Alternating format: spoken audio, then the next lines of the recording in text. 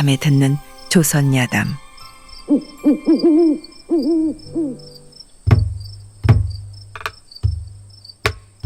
옛날 혼인한 지 3개월 만에 과부가 된 사대부가의 며느리 이야기입니다.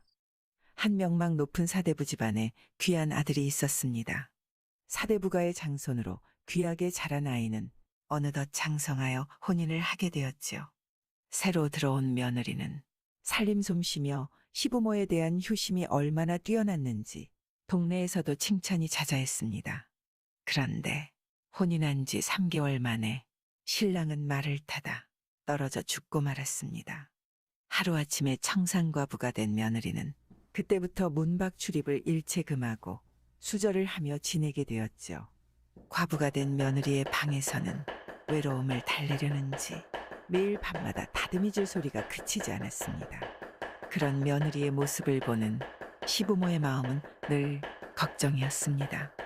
사대부 집안의 며느리답게 일부 종사하여 수절을 해야 하는데 며느리가 과연 죽을 때까지 우리 집 귀신이 되어 줄 수 있을까 하고 말입니다.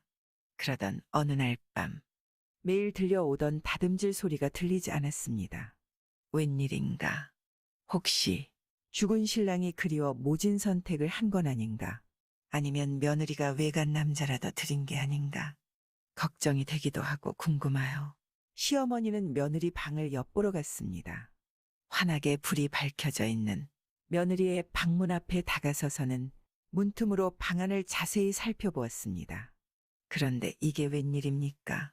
며느리는 베개에 남편이 입던 옷과 갓을 씌워 자기 품에 안기도 하고 눕기도 하고 베개를 다리에 끼워 놓고는 외로움에 몸부림을 치는 것이 아니겠습니까? 놀란 시어머니는 오죽이 남편이 그리우면 저렇게 베개로 허수아비를 만들어 품고 있을까 생각이 들었습니다. 그 후 밤마다 다듬질 소리가 들리질 않는 날이면 시어머니는 며느리가 수절을 못할까 걱정에 잠을 이루지 못했습니다. 잘못하다가는 저 아이가 집안의 먹칠을 하겠구나. 혼자 끙끙거리며 날로 수척해지는 모습을 본 시아버지가 걱정스레 물었습니다. 당신 요 사이에 얼굴색이 영 안 좋아 보이시는데 대체 무슨 일이라도 있소? 근심거리라도 생기셨소? 한참을 망설이다 시어머니는 요 며칠 있었던 일을 시아버지에게 털어놓기로 하고는 대감 우리 집은 망했어. 우리 집이 망하다니요? 아니 갑작스레 그게 무슨 말씀이세요? 내가 밤마다 새아기 방을 돌아보는데 아니 글쎄 새아기가 베개에 제 남편의 옷을 입혀놓고는 끌어안고 몸부림을 치질 않겠습니까? 허참, 그 아이가 그런 짓을 할 정도로 마음이 동해가지고 있으니 이제 우리 집 귀신이 되기는 다 틀린 것 같소이다.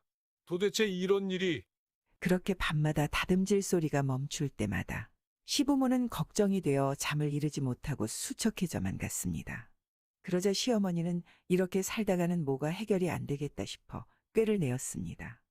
이렇게 매일 밤 집안 걱정을 한다고 뭐가 해결이 된답니까? 내게 좋은 방법이 있어요. 대체 그 좋은 방법이란 게 뭐요? 이제 우리 집 귀신이 되기는 틀렸으니 말 먹이고 소 먹이는 마부를 불러 돈을 쥐어주고는 데리고 가서 살라고 합시다. 그리고 가짜로 실체를 만들어 밤새 배를 앓다가 죽었다고 하면 되지 않겠습니까? 영도 다른 사람이 보지 못하게 대감이 직접 하시면 되지 않겠습니까? 시아버지는 부인이 하는 소리에 눈을 감고 한참을 주저하였습니다. 그리고는 부인 뜻대로 하시지요.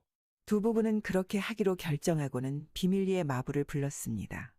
내가 부탁할 말이 있는데 나의 청을 들어주겠나? 시아버지가 돈을 쥐어주며 제의를 하자 장가도 못 가고 말이나 몰던 처지의 마부는 달덩이 같은 새댁을 그것도 돈과 함께 준다고 하니 이 무슨 횡재이던가 하며 당장 그렇게 하지요. 살림미처는 내가 장만해 줄 테니 쥐도 새도 모르게 멀리 데리고 가서 잘 살아야 하네. 그리고 이 일을 발설하였다가는 자네 목이 달아날 것임을 명심하도록 하게. 걱정 마십시오. 여부가 있겠습니까? 시아버지는 신신당부하고 마부를 보냈습니다. 그리고는 그날 밤부터 시아버지는 며느리가 아프다면서 이 집 저 집을 돌아다니며 이 약을 구하러 다녔습니다. 며칠 동안을 그렇게 다니니 동네 사람들은 모두 며느리가 크게 아픈 것으로 믿게 되었습니다. 그렇게 소동을 피우고 얼마 뒤 며느리가 죽었다고 고글하며 사람들을 불러놓고는 만들어 놓은 가짜 시체를 가지고 염을 하게 되었습니다. 이 불쌍한 것, 다른 사람들은 절대 손대지 마시오. 절대로 이 불쌍한 것 떠나는 마지막 길 내가 직접 하겠소. 그리고 나서 두 내외는 안으로 들어가 가짜 시신에 염을 하고 관을 짜서 그 안에 넣었습니다. 친정 식구들조차도 청산과부가 된 딸의 죽음을 혼자서 살아가느니 차라리 다행이라고 여겼죠. 그리고 나서 3년 정도가 지난 어느 날 시아버지는 임금의 부름을 받고 말을 타고 한양에 가게 되었습니다. 머슴과 함께 한참을 달렸지만 한양이 천리길이라 말도 지치고 날도 어두워져 어느 여각집에서 하룻밤 묵어가게 되었습니다. 그런데 저녁 밥상을 받아 음식을 먹다 보니 희한하게도 자기 입맛에 꼭 맞는 것이 아니겠습니까? 그렇게 맛있게 밥은 먹고 있는데 낯익은 다듬질 소리가 밖에서 들려왔습니다. 방문을 열어 밖을 보니 그 옛날 자기의 며느리가 마루에 앉아 다듬이질을 하고 있는 것이었습니다. 놀란 시아버지는 같이 간 머슴이라도 볼까. 보찜을 얼른 싸 머슴을 데리고 여곽을 빠져나왔습니다. 그러다 결국 가슴이 사무쳤는지 말을 세우고는 지푸라기 하나를 집어들어 목구멍에 깊숙이 밀어넣고는 저녁 먹은 것을 모두 토해내고는 한없이 눈물만 흘립니다. 아들아, 내 오늘 오랜만에 며느리가 차려준 저녁 밥상을 받았느니라. 가슴에 너를 묻고 또 묻었지만 오늘만은 묻혀지지가 않는구나. 사대부가의 장부로서 참고 또 참았던 눈물이 참아지지 않는구나 하며 하염없이 울었습니다. 그 뒤 시아버지는 한양에 올라가 높은 벼슬길을 하였고 며느리는 며느리대로 마부와 함께 잘 살았다 합니다. 옛날 옛적 어느 마을에 한호라는 총각이 있었습니다. 한호는 어려서 부모님을 여의고 부잣집에서 머슴일을 하며 살았죠. 더러는 부모 없이 자라 배운 게 없다 욕하지만 한호는 그래도 참 성실하고 착한 청년이었습니다. 부잣집에서 일하며 세경으로 쌀을 50섬이나 모았으니 조금만 더 모으면 자신도 장가가 가정을 일구고 살 수 있겠다 싶었죠. 사실 한호는 마음에 품은 처자가 있었습니다. 마을 어귀에 사는 정순이라는 처녀였죠. 정순은 딸만 7인 집의 셋째 딸로 그 집 딸들 중에 가장 예쁘고 착하여 주변에서 탐내는 사내들이 많았지만 이미 성실하고 착한 한호에게 마음을 주었으니 모두들 한호를 부럽게 생각했죠. 그런데 정순의 집은 찢어지게 가난했습니다. 그 시절 딸만 7이니 농번기에 힘쓸 남자는 없고 식구들 입에 풀칠하기 바쁜 집이었죠. 어느 날은 정순의 아버지가 한호를 불러다 말했습니다. 자네, 우리 정순이를 마음에 두고 있나 본데 그게 사실인가? 네, 그렇습니다. 사실 이미 우리 정순이를 탐내는 집이 있다네. 그 집에서 쌀 100섬을 줄 테니 며느리 삼자는 것을 내 그 집이랑 사돈 맺기가 도통 마음에 내키지 않아 거절했네. 정순 아비의 말에 한호는 가슴이 철렁했죠. 정순을 데려가기 위해 쌀 100섬을 준다는 집이 있다니. 한호는 정순 아비 앞에 무릎 꿇고 말했습니다. 어르신, 제가 머슴일을 해모아둔 쌀이 지금 50섬을 넘겼는데 조금만 기다려주시면 100섬을 마련해 오겠습니다. 그러니 부디 정순과 혼인하게 해주십시오. 그래, 내 알지. 자네야 동네에서 성실하고 착하기로 소문난 사람 아닌가? 그런데 그리 오래는 기다리기 힘들 것일세. 네, 알겠습니다. 무슨 수를 쓰더라도 쌀 100섬을 빨리 마련해 오겠습니다. 그래, 그럼 그리 알겠네. 말이 쌀 100섬이지. 한호가 어릴 적부터 10년을 일해 모은 세경이 쌀로 치면 50섬 밖에 되질 않는데 한호는 말해놓고도 어찌 그 많은 돈을 마련할지 막막하기만 하였죠. 그날부터 한호는 전보다 더 열심히 일했습니다. 원래 하던 부잣집 머슴일 뿐만 아니라 동네에 품삯 주는 일이라면 새끼 꼬는 일부터 나무하는 일까지 잠을 쪼개가며 쉬지 않고 일했죠. 그렇게 일하니 어찌 몸이 배견하겠습니까? 하루는 부잣집 창고에서 쌀자루를 옮기다 그만 쓰러지고 말았습니다. 함께 일하던 머슴들이 놀라 한호를 업어다 방에 눕히고는 말했죠. 아니, 돈독이 올라도 정도 것이지. 그렇게 밤낮으로 일하다가는 죽을 것이야. 한호야, 요새 왜 이래? 이래 미친 사람처럼. 돈을 더 벌어야 합니다. 그래야 정순이와 혼인할 수 있어요. 아이고, 미치겠네. 한우 너 정말 정순합이 말을 믿는 것이야? 그 사람은 한우 내가 설령 쌀 100섬을 마련해가도 금세 말을 바꾸리인이라고 내 몇 번을 얘기하냐? 사실이 그랬습니다. 정순의 아비는 한호에게 쌀 100섬을 가져오면 딸을 주겠다 하였지만 이웃 고을의 최진사가 정순을 첩으로 삼고 싶어해 최진사와 한호 둘 사이에서 줄다리기를 하고 있었죠. 그러한 사실을 알 턱이 없는 한호는 자신의 몸도 돌보지 않고 저리 미련하게 일만 하다 쓰러졌으니 이 얼마나 답답한 노릇입니까? 그래도 한호는 포기하지 않고 쌀 100섬 값을 마련하기 위해 더욱더 일만 했죠. 그러다 한호가 머슴으로 얹혀 사는 부잣집의 마님도 이 사실을 알게 되었습니다. 한호야, 네, 마님. 대체 돈이 얼마나 필요하기에 그리 악바리처럼 일만 하는 것이냐? 한호는 아무 대답도 못하고 그저 눈물만 쏟아냈죠. 그토록 죽도록 일만 했는데 100섬 값은커녕 자신이 10년간 일해 모아둔 세경까지 모두 합쳐야 이제 쌀값으로 쳐도 60섬도 안 되는 돈만 모았으니 얼마나 실망이 컸겠습니까? 한호는 주인 마님에게 있는 그대로를 털어놓았습니다. 그래, 한호야. 내가 어려서 우리 집으로 들어와 일한 지 벌써 10년이 넘었구나. 그렇게 열심히 일했는데 그동안 모은 세경으로는 장가도 못 간다니. 나 또한 마음이 아프구나. 내가 쌀 100섬 값을 채워줄 테니 걱정 말고 어서 장가갈 준비를 하거라. 한호는 주인 마님의 말에 뛸 듯이 기뻤습니다. 이마가 땅에 박히도록 주인 마님에게 고맙다 절하고 서둘러 정순네 집으로 뛰어가서는 제일 먼저 정순을 목 놓아 불렀죠. 정순아, 이제 다 되었다. 정순아 어디 있니? 어서 나와보거라. 그런데 목 놓아 부르는 정순은 온데간데 없고 정순의 아비만 방문을 열고 나왔죠. 아니 어느 놈이 혼인한 부녀자의 이름을 함부로 막 부르고 그러는 거야. 혼인이라고요? 대체 그게 무슨 말씀이세요? 그래, 우리 정순이는 며칠 전에 최진사의 작은 댁으로 들어갔으니 더는 찾아오지 말게. 아, 이게 무슨 청천벽력 같은 소리인가요? 그랬습니다.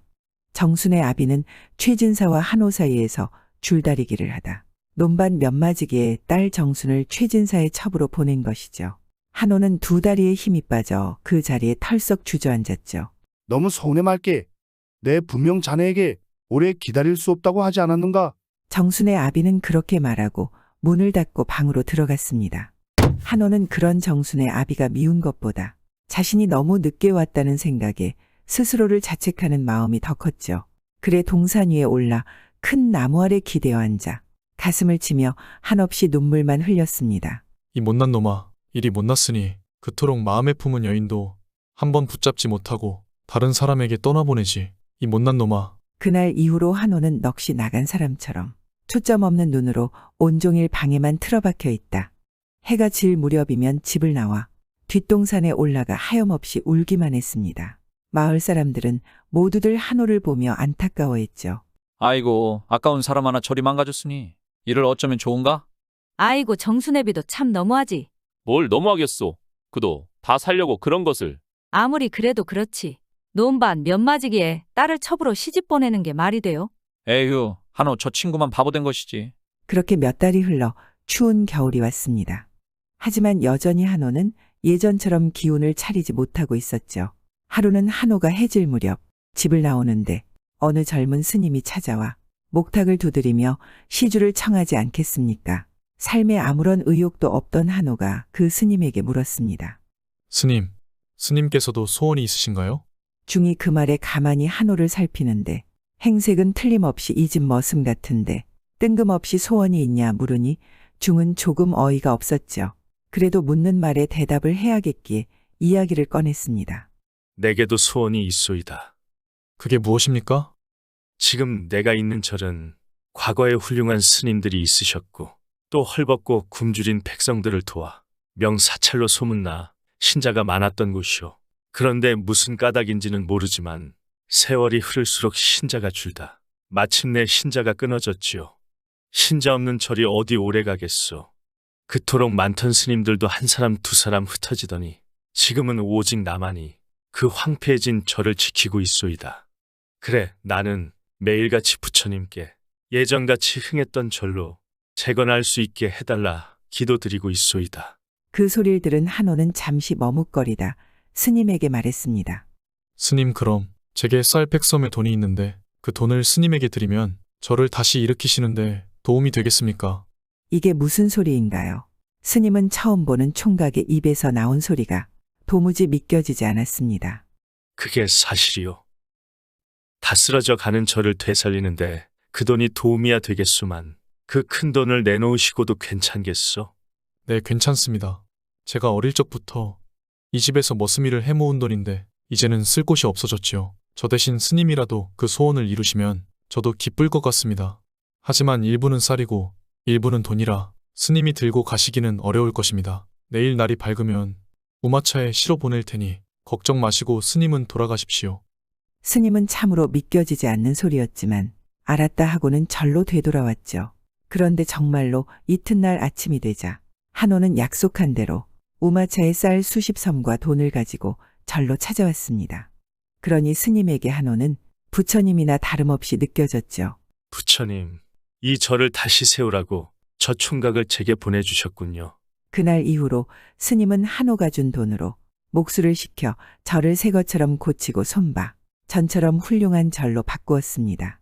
이 소문이 널리 퍼져 신도들이 하나 둘 모이고 사방에서 스님들이 모여들더니 절은 전과 같이 신자들이 북적대고 불경회는 소리로 가득하게 되었죠. 그러던 어느 날 아침 이 스님이 새벽 기도를 마치고 마을 쪽을 내려다보는데 웬 사람들이 어른 아이 할 것 없이 손에는 몽둥이를 하나씩 들고 오는 것이 보였습니다. 스님은 뭔가 일이 잘못되었음을 직감했죠.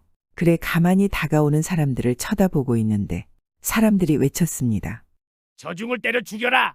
아니 저 절부터 때려 부수자. 사람들이 외치는 소리에 스님은 깜짝 놀라 물었죠. 대체 이것이 무슨 소란이요? 내가 무엇을 잘못했길래 다들 이렇게 몰려온 것이요? 그러자 맨 앞에 있던 사람이 몽둥이를 축혀 올리며 말했죠. 이 거짓 땡중놈아, 지금 와서 무슨 변명을 내까려? 당장 이 사기 땡중놈을 때려 죽입시다. 성난 사람들은 흥분을 가라앉히질 못하고 이 스님에게 달려들었죠. 그러자 스님은 두 손을 번쩍 들고 말했습니다. 잠시만 참으시오. 대체 무슨 까닭으로 이러십니까? 내가 맞아 죽을 짓을 했으면 당장 내 몸을 내던지겠습니다. 그러나 까닭은 알아야 하지 않습니까? 그러자 아까 그 사내가 다시 나서서 말했죠. 당신은 사기를 쳤소? 우리 마을 젊은이의 전 재산을 가로챘으니 대체 사기가 아니고 뭐란 말이오? 그제야 스님은 일이 어찌 된 건지 조금은 알 수 있었습니다. 그것은 그 젊은이가 부처님께 보시를 한 것이요. 불당이 무너지는 것을 막고 다시 수리하기 위해서 적선한 것이란 말이요. 좋소? 만일 그렇다면 왜? 부처는 그렇게 좋은 일을 한 젊은이의 발을 간밤에 호랑이가 잘라먹는데도 가만히 놔둔 것이오? 이것이 사기친 것이 아니면 뭐란 말이오? 그제야 마을 사람들이 성난 까닭을 알게 된 스님은 용기를 내어 마을 사람에게 사정했죠. 여러분의 기분은 잘 알겠습니다. 내가 책임을 지고 불구가 된 그를 절에 데리고 와서 일생을 돌봐줄 것이니 그만들 물러가 주시오. 성난 마을 사람들도 화가 치밀어 절로 쫓아왔지만 스님이 그리 말하니 다시 화를 사그라뜨리고 물었습니다. 그럼 한호를 일생 동안 목에 살리겠다고 부처님께 맹세하시겠소? 내 부처님 앞에 반드시 그리하겠다. 맹세하겠소. 그러니 모두들 이제 진정하시고 돌아들 가시오. 그리하여 한쪽 발을 잃은 한호는 이튿날 아침 절로 옮겨졌습니다. 스님은 한호를 지극정성으로 간호하고 또 돌봐주었죠. 그리고 얼마간은 한호의 몸도 나아지고 기운도 차리는 듯 했습니다. 그런데 이게 웬일입니까? 어느 날 밤 큰 호랑이가 절로 들어와 한호를 물어간 것입니다. 스님은 대경실색하여 한호를 찾아 깊은 산을 이잡듯 뒤졌지만 한호는 흔적조차 찾을 수 없었죠. 이번만은 스님도 어쩔 수가 없이 마을 사람들에게 맞아 죽을 것은 뻔한 노루산이겠습니까? 뿐만 아니라 절도 다시 황폐화될 것 같았습니다. 스님은 부처님이 몹시도 미웠죠. 그토록 기도하고 공을 들였건만 조금이라도 자신을 도와주었으면 이런 일은 벌어지지 않았을 것인데 모든 원망은 부처님을 향했죠. 새벽이 되자 스님은 손에 도끼를 들고 본당으로 들어갔습니다. 그리고는 손에 든 도끼로 불상을 힘껏 내려쳤죠. 도끼는 불상의 가슴팍에 깊이 박혀 빠지질 않았습니다. 스님은 불상에 박힌 도끼를 그대로 둔 채로 기름을 붓고 불을 지폈죠. 스님은 그 길로 뒤도 돌아보지 않고 그 절을 떠났습니다. 그리고 20여 년의 세월이 흘렀으니 강산도 2번이나 변했지 않겠습니까? 강원도 어느 마을에 한 사또가 있었죠. 그런데 사또는 슬하에 자식 하나 두질 못하다가 겨우 환갑이 다 되어서야 간신히 아들 하나를 얻었으니 금지옥엽도 이런 금지옥엽이 있겠습니까? 하지만 이 아이에게는 문제가 하나 있었는데 태어나서부터 주먹을 펴지 않는 것이었죠. 사또는 갖은 방법을 다 동원해 아이의 주먹을 펴려 했지만 도무지 주먹은 펴지지 않았습니다. 그러다 우연히 설악산 깊은 곳에 유명한 중이 수도를 하고 있다 듣고는 이방에게 즉시 그 중을 데려오라고 명하였습니다. 내 나이 환갑에 겨우 대를 이을 아들을 얻었는데 이름을 잘 지어야 하지 않겠느냐. 그 유명하다는 중에게 우리 아들 이름을 좀 부탁해야겠으니 어서 가서 데리고 오너라. 사또의 명에 이방이 나졸들을 이끌고 설악산 깊은 곳으로 들어가 사방을 두루 찾아 겨우 한 노승을 발견하여 마을까지 모시고 왔습니다. 사또는 노승을 보자 인사를 하고 방으로 모셔 마주 앉았죠. 실은 내 나이 60이 되어 겨우 한 아들을 얻었습니다. 그런데 이상하게도 이 아이가 주먹을 펴지 않습니다. 지금까지 한 번도 주먹을 편 적이 없습니다. 아무리 힘으로 펴려고 해도 소용이 없었으니 답답한 마음에 이렇게 스님을 모시게 되었습니다. 혹여 스님께서는 왜 그런지 아시겠습니까? 어디 한번 그 아이를 볼 수 있을까요? 사또가 유모에게 일러 아이를 데려오라 말하자 잠시 후 유모가 그 아이를 안고 방으로 들어왔죠. 노승이 그 아이를 보는 순간 그 아이의 얼굴이 20년 전 쌀 100섬의 값을 보시한 그 젊은이의 얼굴과 꼭 닮았기에 깜짝 놀랐습니다. 이윽고 노승이 경을 외우며 아이의 주먹을 어루만지자 아이는 주먹을 펴기 시작했습니다. 그리고 손바닥에는 한호라는 이름이 새겨 있었죠. 사또, 이 아이의 이름은 필요하지 않습니다. 자기 스스로 이름을 가지고 태어났습니다. 그리고 20살이 되면 나라의 큰 위인이 될 것입니다. 노승은 그 말을 남긴 후 설악산으로 되돌아갔습니다. 그로부터 또 20여 년이 지났습니다. 노승은 이제 연로하여 지팡이가 없으면 걸음조차 제대로 걸을 수 없었죠. 노승은 그 옛날 자신이 불상의 도끼를 꽂고 도망쳤던 그곳에 죽기 전에 꼭 한번 가보고 싶었습니다. 그래서 여장을 갖추고 길을 나섰죠. 수십 일이 지난 후 겨우 마을 어귀에 다다르니 그곳에는 주막이 하나 있었죠. 노승이 그곳에서 쉬어가기로 하고 앉아있는 그때 많은 사람들이 모여 수군거리는 모습을 보고 주모에게 그 까닭을 물었습니다. 스님, 실은 최근에 새 사또가 부임해 왔는데 한 20살쯤 되었을까? 아주 젊은 사또이죠. 그런데 무슨 일이요? 그런데 그 사또가 부임하자마자 이 고을 사람들에게 고을을 위해 원하는 게 있으면 말하라 해서 고을 사람들은 황폐한 절을 다시 일으켜 세워달라고 했었지요. 그러니 사또가 뭐라 하였소? 젊은 사또는 모든 비용은 관비로 충당할 테니 고을 사람들이 품을 제공하겠냐고 물으셨습니다. 그래서 어찌 하기로 했소? 그래 고을 사람들이 좋다고 일을 시작했는데 본당에 있는 부처님이 통 움직이지를 않아서 야단드립니다. 거기에 또 가슴에는 도끼가 꽂혀 있는데 그것도 빠지지 않아 어찌 할 바를 몰라 저리들 수군대고 있는 것 아니겠습니까? 노승은 주막을 나서서 그 절로 향했습니다. 절에는 수많은 군중과 사또도 와 있었죠.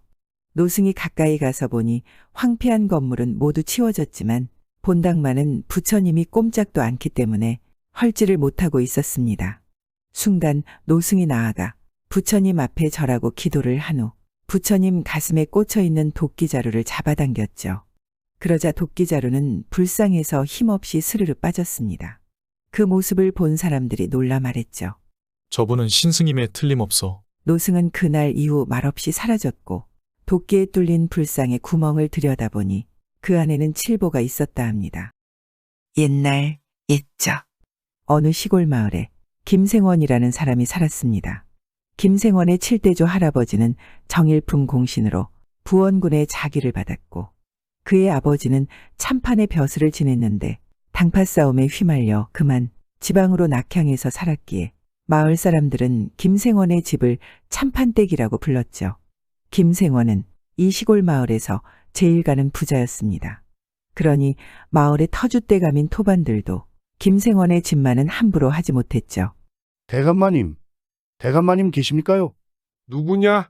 사랑에 홀로 앉아 장부를 들춰보던 김생원은 누군가 밖에서 부르는 소리에 귀찮은 듯한 목소리로 대답하였습니다. 예, 쇠내 덕길이옵니다. 그래, 무슨 일이냐? 저 마을 이장님하고 풍원 어르신께서 오셨습니다요. 김생원을 찾아온 풍원은 이고을의 대표적인 토반이고 이장은 그를 따르는 졸개였죠. 하지만 김생원이 있는 방 안에서는 침묵만이 흐를 뿐 아무런 대답이 없으니 난감한 김생원의 노비 덕길은 다시 한번 김생원을 불렀죠. 대감마님, 마을 이장님하고 풍원 어르신께서 오셨습니다. 어서 안으로 모시거라. 덕길은 두 사람을 모시고 사랑방 문을 열어 방 안으로 안내하였습니다. 김생원 그간 강령하셨소. 사랑으로 든 풍원이 넉살 좋게 인사하는데도 김생원의 표정은 그리 반갑지 않아 보였죠. 풍원과 이장이 함께 어인일이시오. 내 약속이 있어 그리 시간이 없으니 지체하지 말고 본론부터 말씀하시지요. 냉랭할 대로 냉랭한 김생원의 태도에 풍원은 입맛을 다시다 말을 이었죠. 그래, 바쁘신데 이렇게 시간을 내주시어 고맙소. 내 빙 돌리지 않고 말하지요. 다름이 아니라 마을 사람들의 환국을 대신 물어주었으면 하오. 환곡이라는 것은 옛날 관아에서 쌀을 모았다가 보리가 나기 전 봄에 배고픈 백성들에게 빌려주고 가을에 이자를 붙여 걷어들이는 곡식이죠. 알다시피 올 농사가 흉작이어서 백성들이 환곡을 갚기가 어려워 그러는 것이오. 이번에 대신 갚아주면 내년에는 꼭 갚게 하겠소이다. 생원 어른, 마을 사람들의 딱한 사정을 같은 마을에 살며 나 몰라라 하실 수는 없지 않습니까요? 이장이 김생원의 눈치를 살피며 풍원을 거들자 잠자코 있던 김생원이 이맛살을 찌푸리며 입을 열었습니다. 그야 나도 모르는 바 아닙니다만 벌써 이번이 몇 번째입니까? 김생원, 농사가 잘 되었다면 왜 손을 벌리겠소? 벌써 몇 해째 흉작이니 어쩔 도리가 없지 않소. 다 마을을 살리는 길 아니겠소. 풍원의 목소리가 처음과는 달리 점점 높아졌죠. 미안합니다. 이번엔 안 되겠습니다. 작년에 하나밖에 없는 자식놈을 먼저 떠나보내니 내 그럴 정신이 없소. 더군다나 몇 년간 환국을 대신 갚아주다 보니 우리 살림도 말이 아니오. 그리 알고 어서들 돌아가십시오. 김생원은 더는 말하기 싫다는 투로 딱 잘라 거절하고는 돌아 앉았습니다.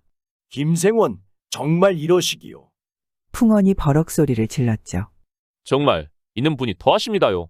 이장도 질세라 입을 삐죽이며 빈정거렸죠. 이보시오, 김생원. 풍원이 다시 소리쳤지만 김생원은 돌아 앉은 채 꼼짝도 하지 않았죠. 풍원 어른, 그만 가시지요. 아이고, 생원 어른이 돌부처가 됐나 봅니다. 이장은 풍원을 끌어당기며 나가자는 신용을 하였지만 김생원은 정말 돌아선 돌부처 마냥 꿈쩍도 하지 않았습니다. 결국 이장과 풍원은 어쩔 수 없다는 듯 자리를 떠나야 했죠. 에이, 저리 인정머리가 없었어야. 놔두게. 우리를 무시하고 이 고을에서 어찌 살려는지 한번 두고 보자고. 한편 방 안에 홀로 남은 김생원은 그들이 대문을 나서는 것을 확인하고서야 긴 한숨을 내쉬며 중얼거렸습니다. 이놈들아, 내가 내 놈들 속을 모를 줄 알고? 저물어가는 가을날, 떨어진 나뭇잎이 바람에 이리저리 쫓기고 스산한 기운이 옷깃을 파고들어 며칠이 지나면 겨울이 찾아올 것만 같은 그런 날이었죠. 마을 어귀에 있는 주막은 저녁 짓는 연기로 매혹했고 고을 사람들이 하나 둘 찾아와 붉게 물든 저녁 노을 아래 저마다 고되었던 하루 이야기를 안주 삼아 막걸리를 들이키고 있었죠. 이복에 그 소문 들었어? 무슨 소문 말인가? 주막에 앉아 뭔가 비밀을 알고 있다는 듯 떠드는 사람은 이 마을의 이장이었죠. 대체 무슨 이야기기에 그렇게 뜸을 들이는가? 아니 참판대 소문 못 들었어? 글쎄 나는 금시초문인데. 아이고, 금시초문 문자는 알아도 그 귀는 꽉 막혀 있나 보네.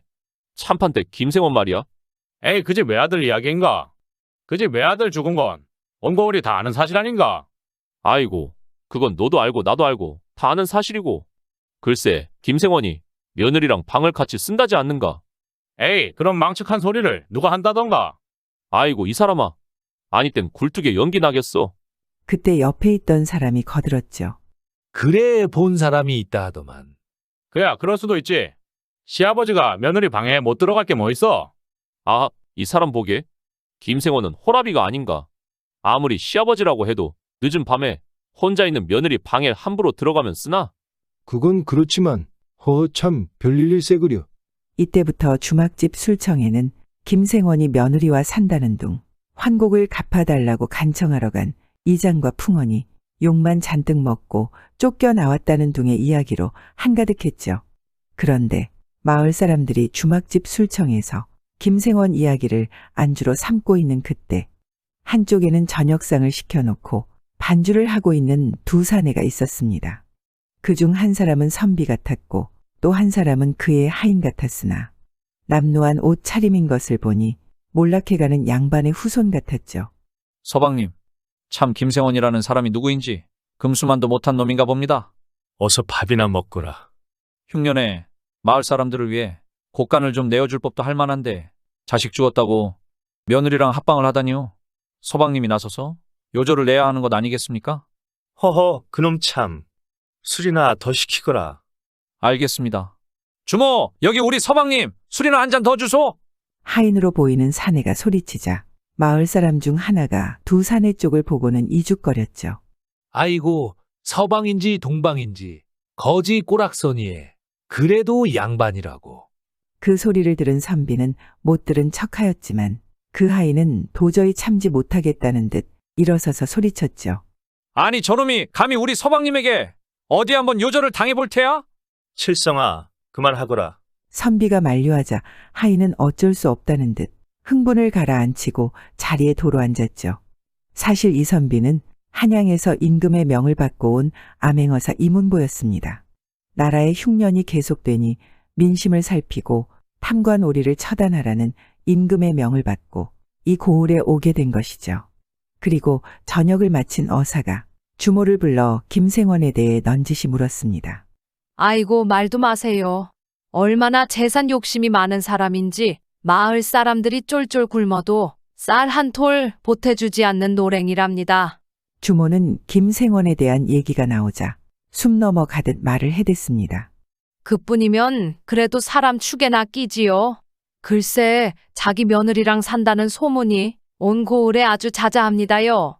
낮에는 시아버지 노릇을 하다가는 글쎄 밤만 되면 남편이 된다지 뭡니까? 세상이 아무리 거꾸로 막 돌아간다고 해도 시아버지가 며느리와 같이 살다니. 그날 밤 어사 이문보는 잠을 자려 했지만 김생원에 대한 생각에 잠이 오지 않았죠. 나으리, 잠을 못 이루시는 걸 보니 이번에도 요절 낼 놈을 찾으셨나 봅니다. 그래, 건수 잡았으니 너는 어서 잠이나 자거라. 그리고 내일 날이 밝는 대로 그 김생원이라는 자의 집이 어디인지 알아보고 오너라. 이튿날 아침 주막을 나선 칠성이는 저녁이 다 되어서야 돌아왔습니다. 칠성이는 어사의 명에 따라 김생원의 집을 알아내고 김생원과 그 주변 인물을 탐문하여 어사 이문보에게 빠짐없이 보고하였죠. 나리, 김생원의 이웃 사람들 이야기를 들으니 소문과는 좀 다른 것도 같습니다. 그게 무슨 소리이냐? 김생원의 이웃들이 이야기하기로는 지난 몇 해 동안 김생원이 마을 사람들을 대신해 환곡을 갚아주었다 합니다. 그렇단 말이냐? 그럼 내 오늘 김생원을 직접 만나볼 것이니 너는 여기 남아 돌아가는 일들을 소상히 알아보도록 하여라. 저 혼자 남아서요? 그럼 너 말고 누가 있다더냐? 아니 뭐 혼자 하기에는 심심해서 물어봤습니다요. 심심하면 주모에게 소금 좀 달라고 해서 머리에 치고 가면 되지 않느냐? 에이, 농담도 어찌 그리 재미없게 하십니까요? 그놈 참. 저녁 나절이 다 되어서 어사는 김생원의 집을 찾아갔죠. 이리 오너라. 잠시 후 김생원의 하인 덕길이 나와 대문을 열고 물었습니다. 어인일로 찾으십니까? 길 가던 나그네인데 하룻밤 묵어 갈 수 있겠소? 어서 안으로 드시지요. 이곳은 날이 어두우면 아주 위험합니다. 대낮에도 호랑이가 나타나 사람을 해치는 곳이지요. 허허, 시골이라 그런지 인심이 참 좋은 것 같소.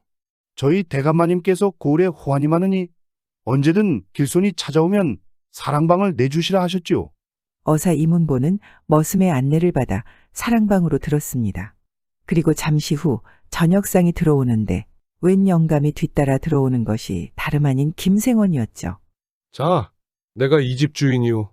적적하던 차에 길손이 오셨다기에 함께 저녁이나 하려고 왔소. 집 주인 김생원은 생각과는 달리 정중하게 나그네를 맞았습니다. 어사는 김생원의 말을 듣고 수저를 들며 입을 떼었죠. 말씀하시는 게 이곳분 같지 않으신데요. 그러자 김생원이 나그네를 흘끗 보고 대답했죠. 어째 손님도 이곳 사람이 아닌 것 같구려. 예, 저는 한양에서 오는 길입니다. 나도 마찬가지요. 원래 한양에 살다 20여 년 전에 이곳으로 낙향을 하여 살고 있소이다. 10년이면 강산도 변한다는데 오래되셨군요. 그럼 이곳에 일가 친척분들도 많이 있겠네요. 일갈할 게 뭐 있습니까? 여기는 거의 없고 경기도 땅에 꽤 있지요. 그럼 조금 적적하시겠습니다. 그렇지요. 어쩌다 이렇게 찾아오는 길손과 저녁 식사를 하며 세상 돌아가는 이야기를 주고받는 게 요즘은 유일한 낙이지요. 어사는 김생원에게 자식의 죽음과 며느리에 대해 묻고 싶었지만 참고 계속 기회만 엿보았습니다. 어느 곳이나 토반들이 텃세를 부리지 않습니까? 이 고을의 토반들은 잘 대해주는가요? 어사의 질문에 김생원은 내키지 않는 듯 망설이다 조심히 입을 열었죠. 이곳이라고 왜 없겠습니까? 그래도 지금은 좀 나아진 편입니다. 얼마 전까지만 하더라도 그자들 등살에 이곳에 살려고 오는 사람들이 없었으니까요. 정말이지 이곳은 정이 없는 곳입니다. 그런데다가 작년에는 하나밖에 없는 아들마저 병으로 먼저 떠나보냈지요. 아이고, 제 애미도 제 놈을 낳다 저 세상으로 떠났는데 팔자에 마누라도 자식도 없었나 보다 하고 그럭저럭 사는 형편입니다. 김생원은 깊은 한숨을 내쉬며 더는 말을 잇지 못하였습니다. 그 모습을 본 어사 이문보는 속으로 소문과 달리 이렇게 착해 보이는 사람이 무슨 까닭으로 며느리와 살까 하는 의문을 가지게 되었죠. 식사를 마친 김생원이 자리를 뜨고 밤이 깊어 잠자리에 누워 이제 막 잠이 들려는데 밖에서 인기척이 들렸습니다. 어사가 얼른 자리에서 일어나 문틈으로 바깥 동정을 살피니 김생원이 어디론가로 향하는 것이 보였죠. 어사는 김생원 뒤를 은밀히 따라붙었습니다. 그런데 김생원은 서슴없이 별당으로 들어가 헛기침을 하였죠. 어흠? 그 소리에 별당의 방문이 사르르 열리더니 한 젊은 여인이 나왔습니다. 그것도 술상을 들고 말이죠. 그러면 그렇지. 어사는 숨을 죽이고 두 사람을 지켜보았습니다. 별일 없느냐? 예, 아버님. 김생원과 며느리는 이내에 별당의 한 구석에 있는 골방으로 들어갔죠. 두 사람은 방으로 들어 등잔불을 켜고 마주 앉았습니다. 그리고 며느리가 김생원의 술잔에 술을 가득 따라주니 김생원은 며느리가 따라준 술을 받아 한숨에 쭉 들이켰죠. 밤도 깊고 이제는 밤 공기도 차구나. 그만 들어가 자거라. 김생원의 말에 며느리는 뭔가 할 말이 있다는 듯 망설이다 입을 열었습니다. 아버님. 왜 그러느냐? 아버님 고향으로 가시지요. 고향에 가시면 덜 외로우실 게 아니겠어요. 저도 그곳으로 따라가겠습니다. 아가야, 이곳엔 내 서방이 묻혀 있질 않느냐? 또 내 서방은 내 아들이다. 내 서방과 내 아들을 남겨두고 어찌 이곳을 뜰 수 있단 말이냐? 아버님. 며느리는 김생원을 부르고 무슨 얘기를 하려는 듯하다. 그만 입을 다물었죠. 쓸데없는 생각 말고 늦었으니 어서 자거라. 네, 아버님. 안녕히 주무십시오. 별당에서 나온 김생원은 집안을 한 바퀴 돌아보고 안채로 돌아갔습니다. 저렇게 밤마다 며느리의 신변을 생각해 별당에 들르니 며느리와 산다는 소문이 나돌만도 하구나. 어사는 방으로 돌아와 이내 잠이 들었죠. 그리고 이튿날 아침까지 얻어먹고야 어사는 김생원의 집을 나왔습니다. 그런데 저녁 때가 되어 어사는 다시 김생원의 집으로 갔습니다. 아무래도 어제 일이 석연치 않았던 것이죠. 어사가 김생원 집으로 되돌아가자 김생원이 이상한 얼굴로 물었죠. 아이고, 무얼 두고 가셨소? 세상에 고개를 넘다가 호랑이를 만났지 뭡니까? 그래서 더 가지 못하고 되돌아왔습니다. 아주 잘하셨소이다. 여긴 호랑이 때문에 여간 위험한 곳이 아닙니다. 그래서 말인데 죄송하지만 하루 더 묵어가도 될는지요? 좋지요. 아주 잘 되었습니다. 내일이 읍내 장날이니 사람들과 같이 가시면 괜찮을 겁니다. 그러니 아무 염려 마시고 편히 쉬십시오. 김생원은 어사 이문보를 여전히 나그네로만 생각하고 편하게 맞아주었죠. 그리고 저녁을 먹고 사랑에는 술상이 들어왔습니다. 어사는 잘 되었다 싶어 김생원과 술잔을 기울이며 이런저런 세상 얘기들을 꺼내놓았죠. 한 잔 두 잔 잔을 기울이다 보니 김생원은 술에 취해 몸을 제대로 가누지 못했습니다. 이보, 이 마을 놈들이 얼마나 고약한 줄 아시오? 풍원인지 똥원인지 하는 토반놈의 속에는 능구렁이가 아주 가득하다오. 에이구, 더러운 것들. 김생원은 술에 취해 그동안 참아왔던 이야기들을 꺼냈죠. 마을 토반들이 고을의 현감과 짜고 환곡에 고리에 이자를 붙여 이익을 취하고 그것도 모자라 수년간 불쌍한 백성들의 환곡을 대신 갚아달라며 김생원의 돈을 뜯어간 이야기들을 낱낱이 털어놓았습니다. 그리곤 밤이 깊어 김생원은 사랑에서 그대로 골아 떨어졌죠. 달도 뜨지 않은 깊은 가을밤, 집안에는 김생원의 코 고는 소리와 숨소리만 들려왔죠. 어사 이문보는 김생원이 벗어놓은 옷을 주섬주섬 입고 어쩌녁 김생원이 한 그대로 별당 쪽으로 갔습니다. 어험. 어사가 김생원인 양 헛기침을 하자 기다렸다는 듯 며느리가 술상을 들고 나왔고 둘은 별당의 골방으로 향했죠. 유난히 어두운 밤 며느리가 등불을 켜려고 하자 어사 이문보가 만류했습니다. 오늘은 불을 켜지 말거라. 며느리는 아무것도 모른 채 어둠 속에서 앞에 있는 사람이 시아버지가 아님을 전혀 의심하지 못하였습니다. 오늘은 늦으셨습니다. 며느리는 술 주전자를 들어 술잔에 술을 가득 따랐고 어사는 그것을 받아 한숨에 들이켰죠. 아버님 너무 늦었사옵니다. 이미 많이 드시고 오신 것 같으니 오늘은 이만 드시지요. 어사는 혹여나 말을 하면 들통날까 아무 소리도 하지 않았습니다. 그리고 어사는 어쩌나 보려고 며느리 곁으로 바싹 다가갔죠. 그러자 며느리는 옆으로 피해 앉았습니다. 그러다 어사는 며느리의 손을 덥석 잡았죠. 며느리는 쏘스라치게 놀라며 소리쳤습니다. 아버님, 이 무슨 일입니까? 그렇잖아도 마을에서는 아버님에 대해 이상한 소문이 돌고 있다는데. 며느리는 흐느끼며 밖으로 뛰쳐나갔죠. 두 사람 사이에는 아무 일도 없었구나. 그렇다면 내가 너무했군. 어사는 속으로 뉘우치며 살며시 가서 며느리를 엿보았습니다. 방 안의 며느리는 어깨를 들썩이며 흐느껴 울고 있었죠. 그러면 그렇지. 정말 훌륭한 시아버지와 며느리였구나. 어사 이문보는 그 길로 칠성이가 있는 주막으로 갔습니다. 나리, 이 고을에는 낮에도 호랑이가 출몰한다는데 오밤중에 밤이슬 맞으시며 어딜 다녀오십니까? 칠성이가 눈을 비비며 일어나 앉았죠. 하얀 서리가 내리는 판에 이슬은 웬 이슬이냐? 여름에 내리는 이슬이 아니라 밤 도둑놈에게 내리는 이슬 말입니다요. 대체 어딜 다녀오시는 겁니까요? 허허, 그놈 참. 내 말대로 어디 큰 집 하나 털고 왔다. 되었느냐? 칠성이는 마을 사람들이 관아의 며느리와 사는 김생원을 처벌해 달라고 진정했다는 이야기를 해주었죠. 그거 참 고약한 일이로구나.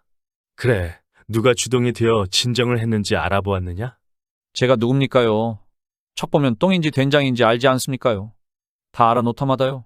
이장인 오기석과 풍원으로 있는 조윤수라고 합니다. 역시 토반들 지시로구나.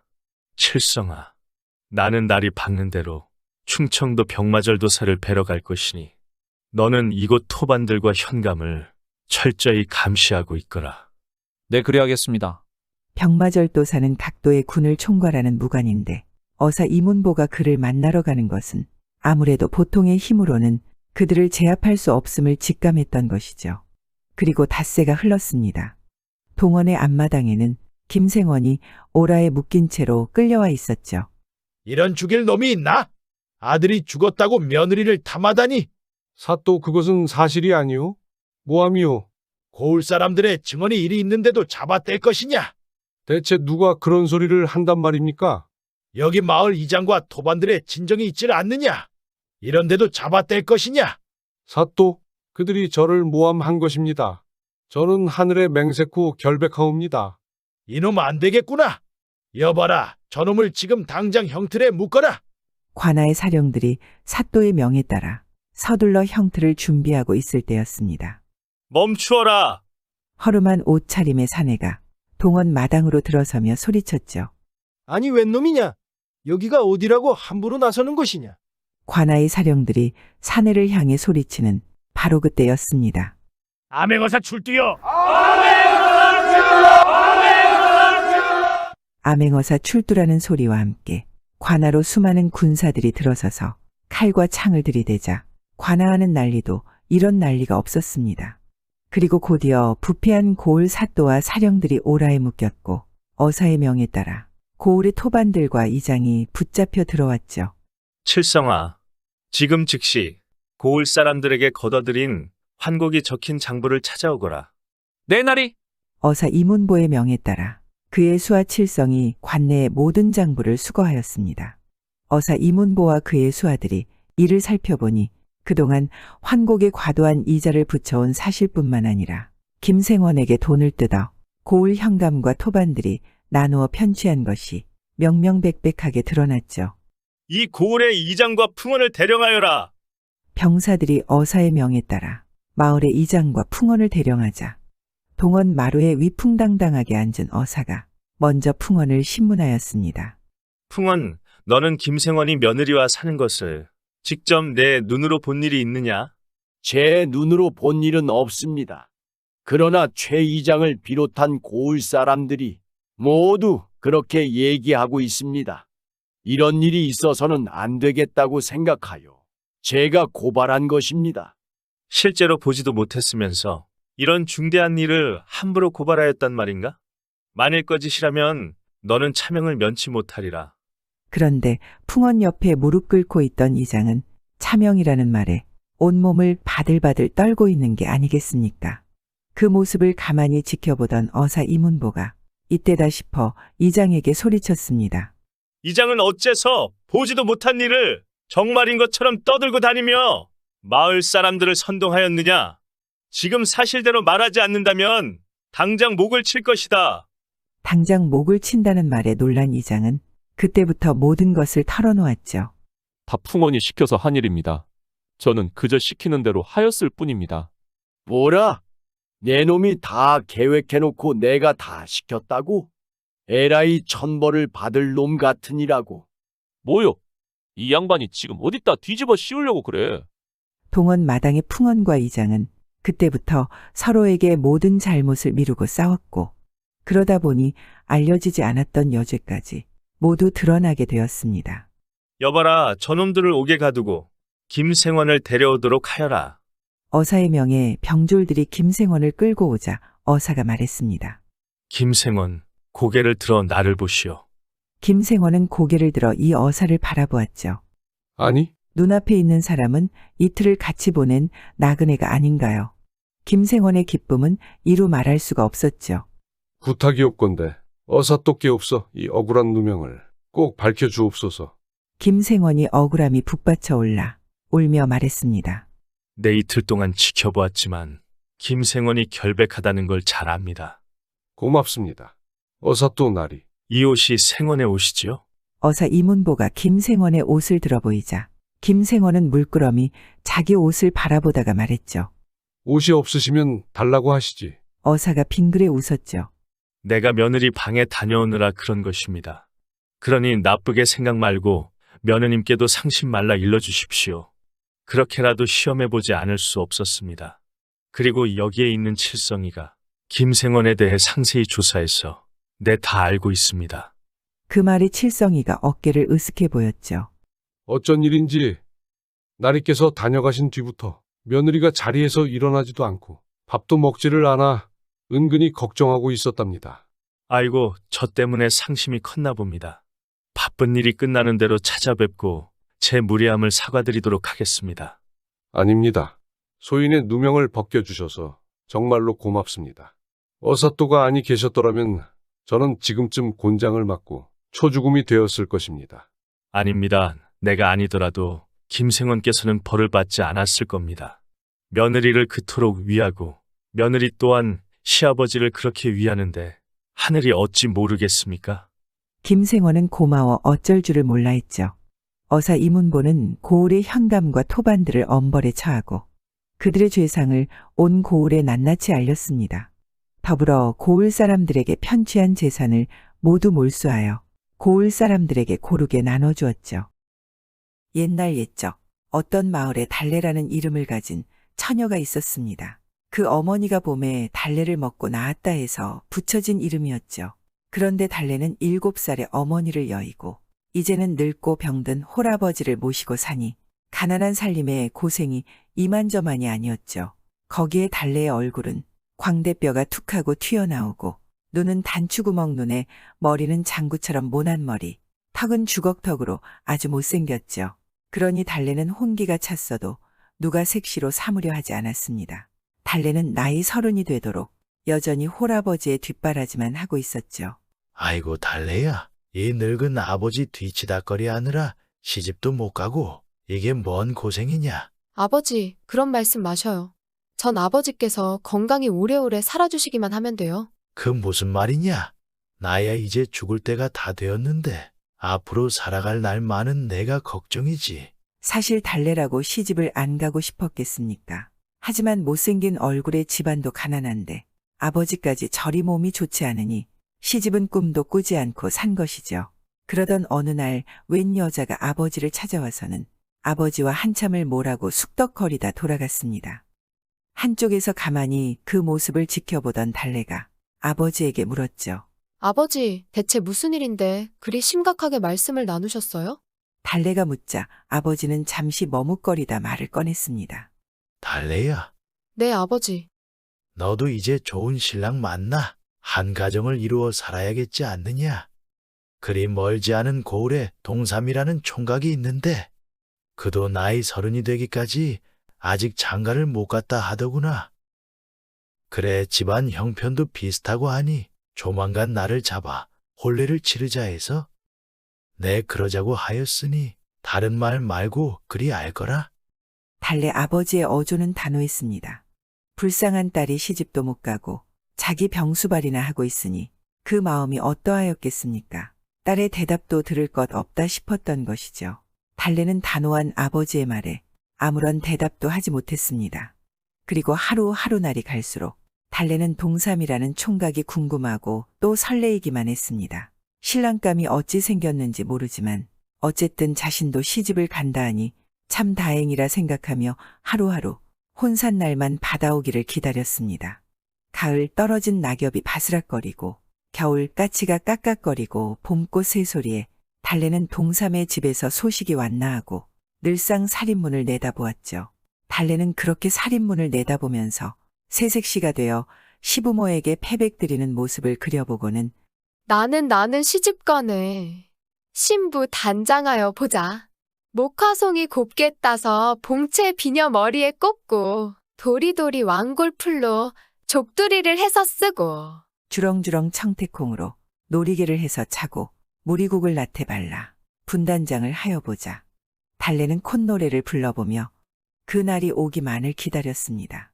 그런데 동삼이라는 총각도 집이 가난한 데다 늙은 홀아버지를 모시고 사느라고 장가갈 채비를 꾸릴 새가 없었습니다.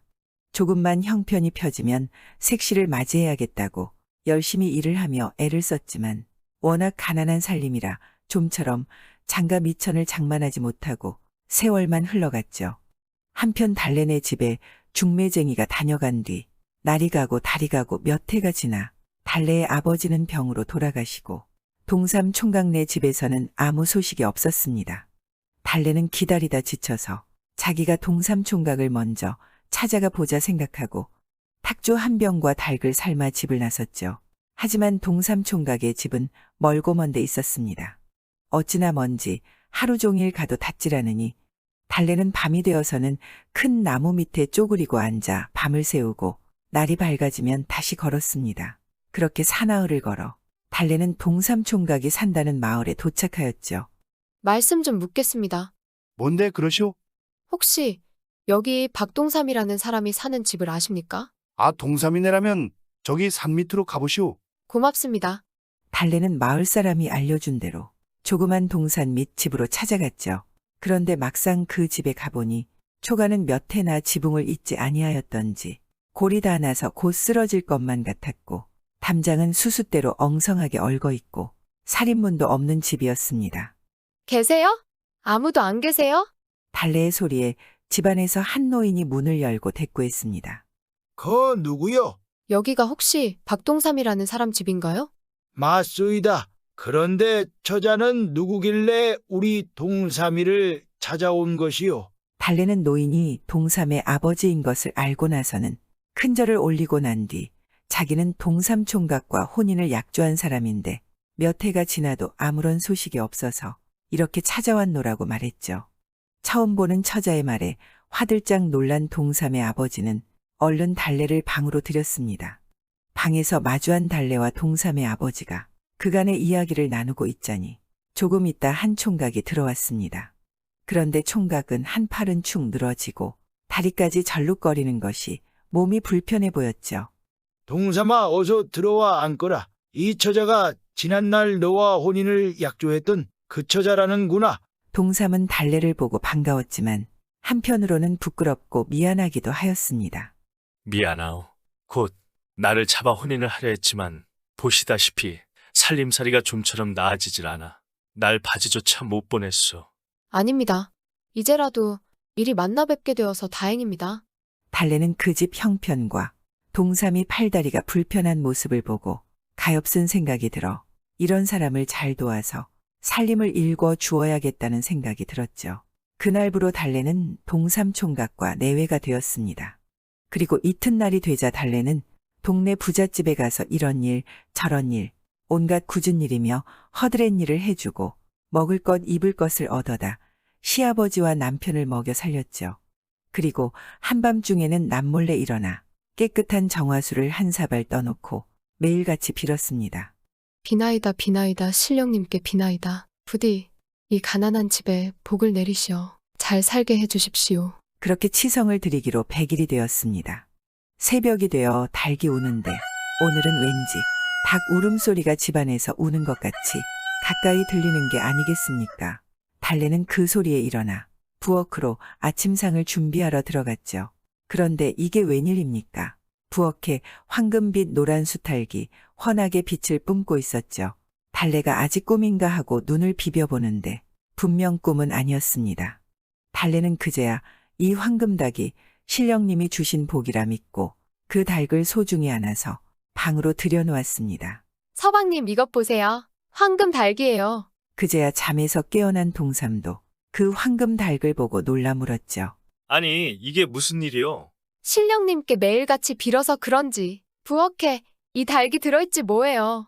달래와 동삼 부부는 그 황금 닭이 도망이라도 갈까 방 안에 고이 모셔두고 밤이면 함께 잠이 들었습니다. 그런데 참 신기하게도 다음날 아침이 되면 이 닭이 머리에 있는 벼슬을 허물가리 하듯 벗어 버리는 것이었죠. 그리하여 부부는 이제 일을 하지 않아도 먹고 살 수 있었습니다.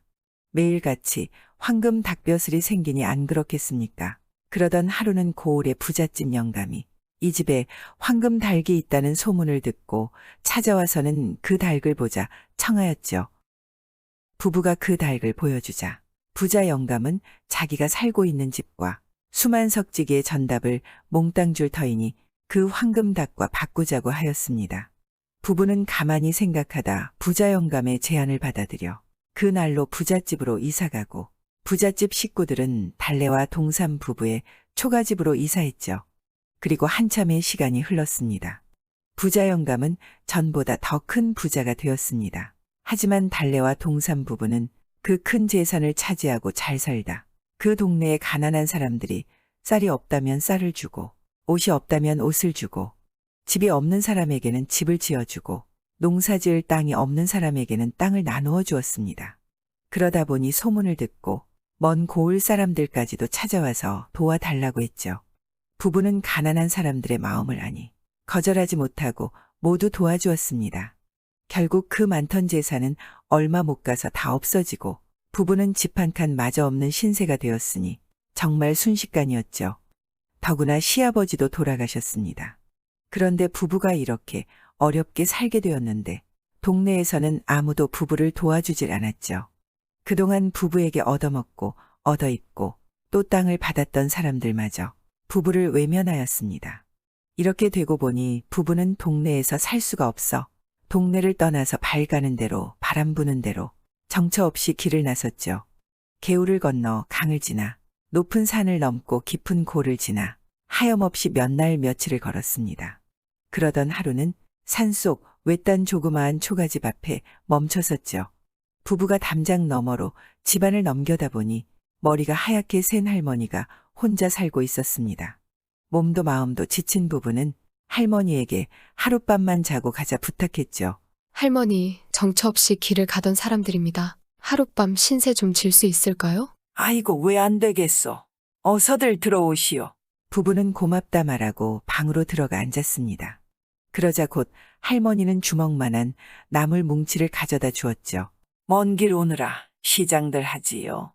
그런데 이 산골에 줄 게 이것밖에 없으니 아쉽지만 이거라도 좀 드셔보시오. 아닙니다. 이거라도 감지덕지입니다. 고맙습니다. 하룻밤 재워주시는 것만도 고마운데 이렇게 먹을 것까지 챙겨주시니 그저 고마울 따름입니다.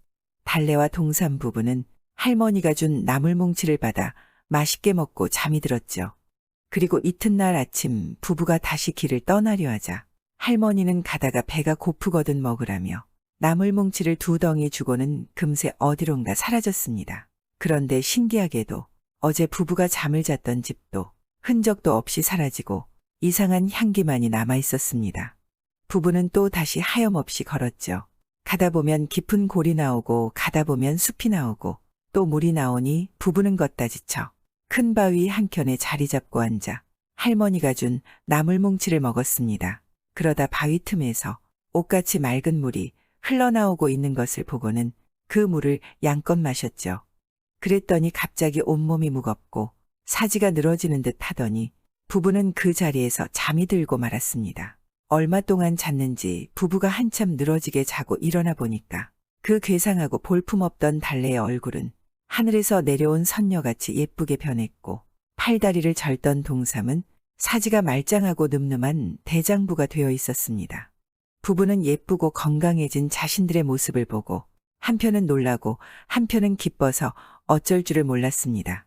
부인, 우리 이렇게 몸이 좋아졌으니 이제 그만 떠돌아 다닐 것이 아니라 고향에 가서 다시 한번 힘을 내어 살아봅시다.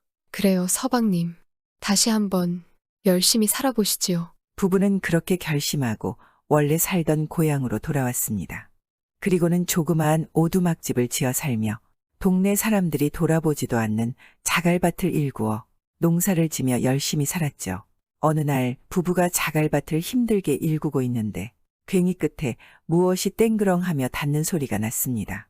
동삼은 그 소리가 돌 같지는 않은 무언가 다른 청명한 소리 같아 조심히 땅을 파보았습니다. 그런데 호미로 조심히 돌을 치워가며 땅을 파보니 오래된 기름병 하나가 나왔죠. 아이고, 그냥 병이었네. 부인, 이것 보시오.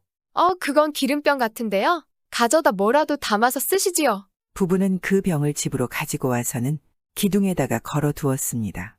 그러던 어느 날 이 가난한 집에 어떤 중이 찾아와서 시주를 부탁했죠. 부부는 없는 형편이지만 그래도 감자와 옥수수를 가져다 내주었습니다. 그런데 이 중이 집 기둥에 걸려있는 병을 가만히 보다 말했죠. 저 귀한 병을 저리 허술하게 걸어두는 것이요? 네? 귀한 병이라고요? 그렇소. 저 병은 천하에 없는 병이라오. 한번 가져와 보시오. 동삼이 그 말에 병을 중에게 가져다 주니 중이 병을 들고 무어라 중얼거리자 감자와 옥수수가 병에서 쏟아져 나왔죠. 보시오. 이 병은 무엇이든지 바라는 것을 내주는 병이오. 이 병을 잡고 소원을 빈 다음 그저 거꾸로 쏟아버리면 되는 것이지요. 그런데 이 병은 산신령에게 여삼나무를 얻어먹고 산신령이 먹는 옥화수를 얻어먹어야만 얻을 수 있는 것이라오. 아마 당신네 부부의 마음이 고와 산신령께서 이리 좋은 보물을 선물로 주셨나보. 달래와 동삼 부부는 너무나 기뻐하였습니다. 달래는 우선 하얀 쌀이 있었으면 하고 소원을 빈 후 병을 쏟아봤습니다. 그러자 병에서 하얀 쌀이 마구마구 쏟아져 나왔죠. 그리고 나서 동삼이 튼튼한 기와집이 있었으면 하고 빌었습니다. 그러자 커다랗고 튼튼한 기와집이 떡하니 나왔죠. 부부는 다시 잘 살게 되었습니다. 하지만 이번에는 기름병을 팔지 않고 어려운 사람을 도우며 살았다죠. 참 모두들 저 기름병 하나씩 있었으면 좋겠습니다. 옛날 옛적 저동에 이참판이라는 사람이 있었죠. 이 참판은 아들 하나를 두어 금이야 오기야 하고 길렀습니다. 이 아들은 하나를 가르쳐주면 열을 아는 신동이었습니다. 그리고 나이 18이 되자 도량이 넓은 소년 명사라고 소문이 크게 났습니다. 아들은 1년에 2번 꽃피는 봄과 단풍이 드는 가을이면 소풍을 가곤 했죠.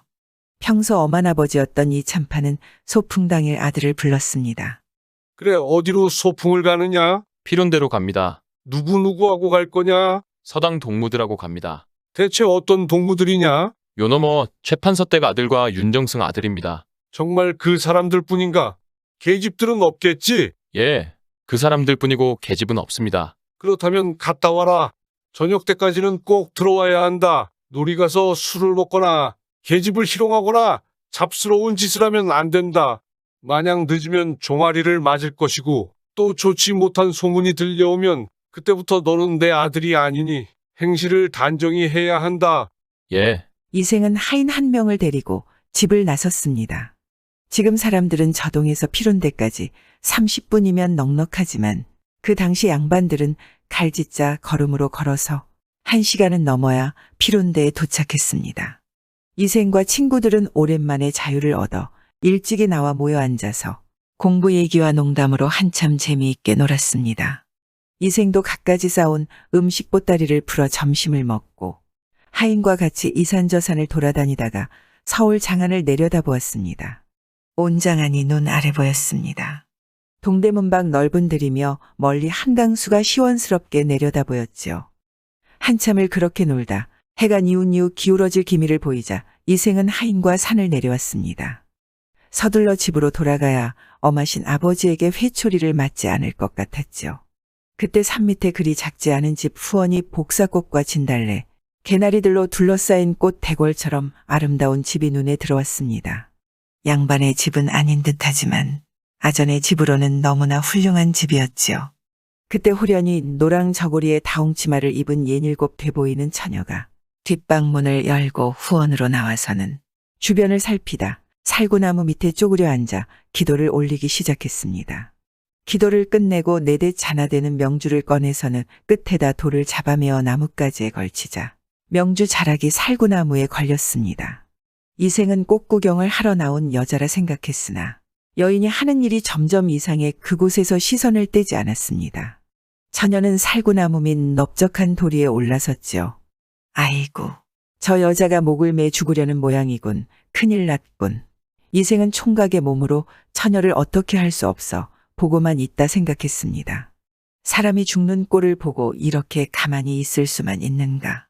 지켜보던 이생은 체면 불구하고 쫓아내려가서 나무에 매달린 처녀를 붙잡아 명주꾼을 끌렀습니다. 꽃 같은 처녀가 무슨 일로 목을 메어 죽습니까? 놀란 처녀는 소리쳤지요. 대체 누구여? 무례하게도 남의 집 담을 뛰어넘어 아녀자의 몸에 손을 대다니. 보아하니 양반댁 자제 같은데 함부로 남의 집에 뛰어들어오는 법이 어디 있습니까? 이생은 어안이 벙벙했지요. 동무들과 같이 꽃 구경을 하고 오는 길에 당신네 집 뒷곁이 하도 경치가 좋기에 구경하다가 당신이 목을 메어 죽으려 하는 걸 보았소. 그러니 어찌 그대로 보고만 있겠소. 정 그럴 사연이 있어 꽃이 만발한 이곳에서 죽으려 하는 것입니다. 그러니 도령님은 산에 가셔서 좋은 친구들과 꽃 구경이나 하시지요. 청춘이 구멀리 같은 분이 왜 죽으려 하십니까? 저 죽는 까닭을 알아 무엇하시겠소. 아무 말씀 마시고 어서 꽃 구경이나 가십시오. 저는 어서 죽어야 합니다.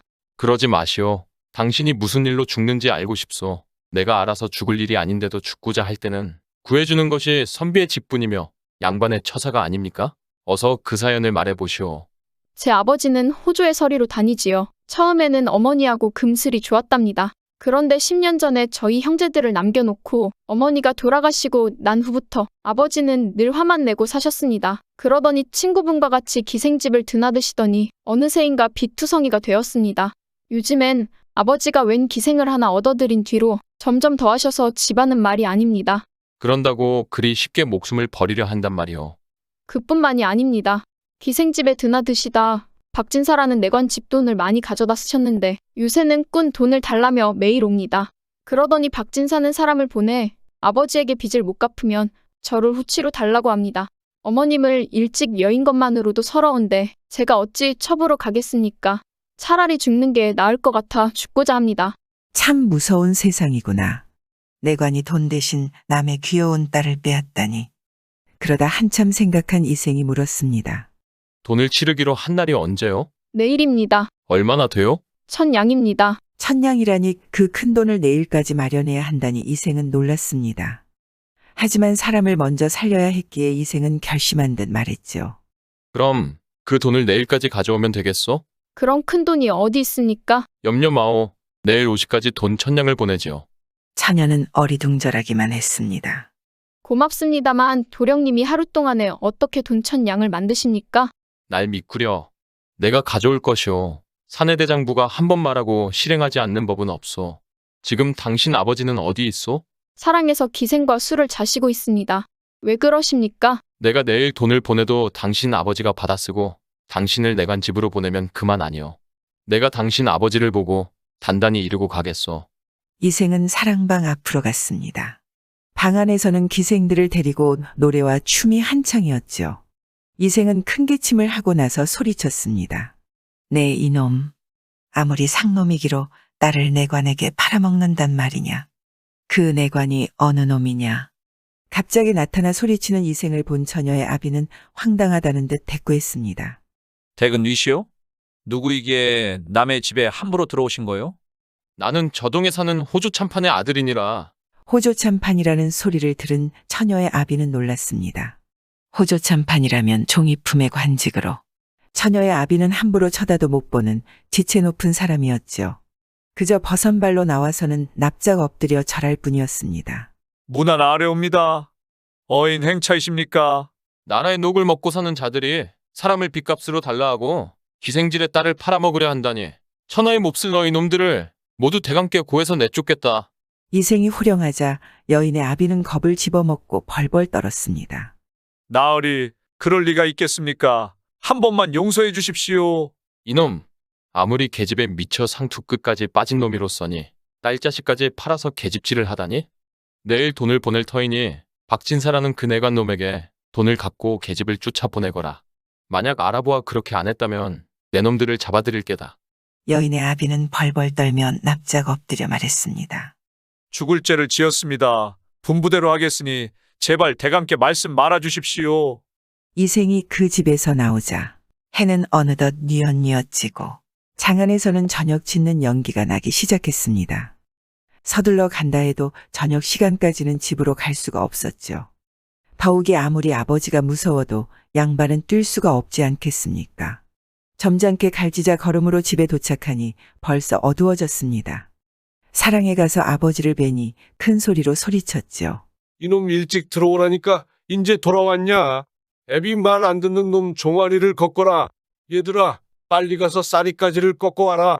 하인들은 난리를 막느라고 이 참판에게 말했습니다.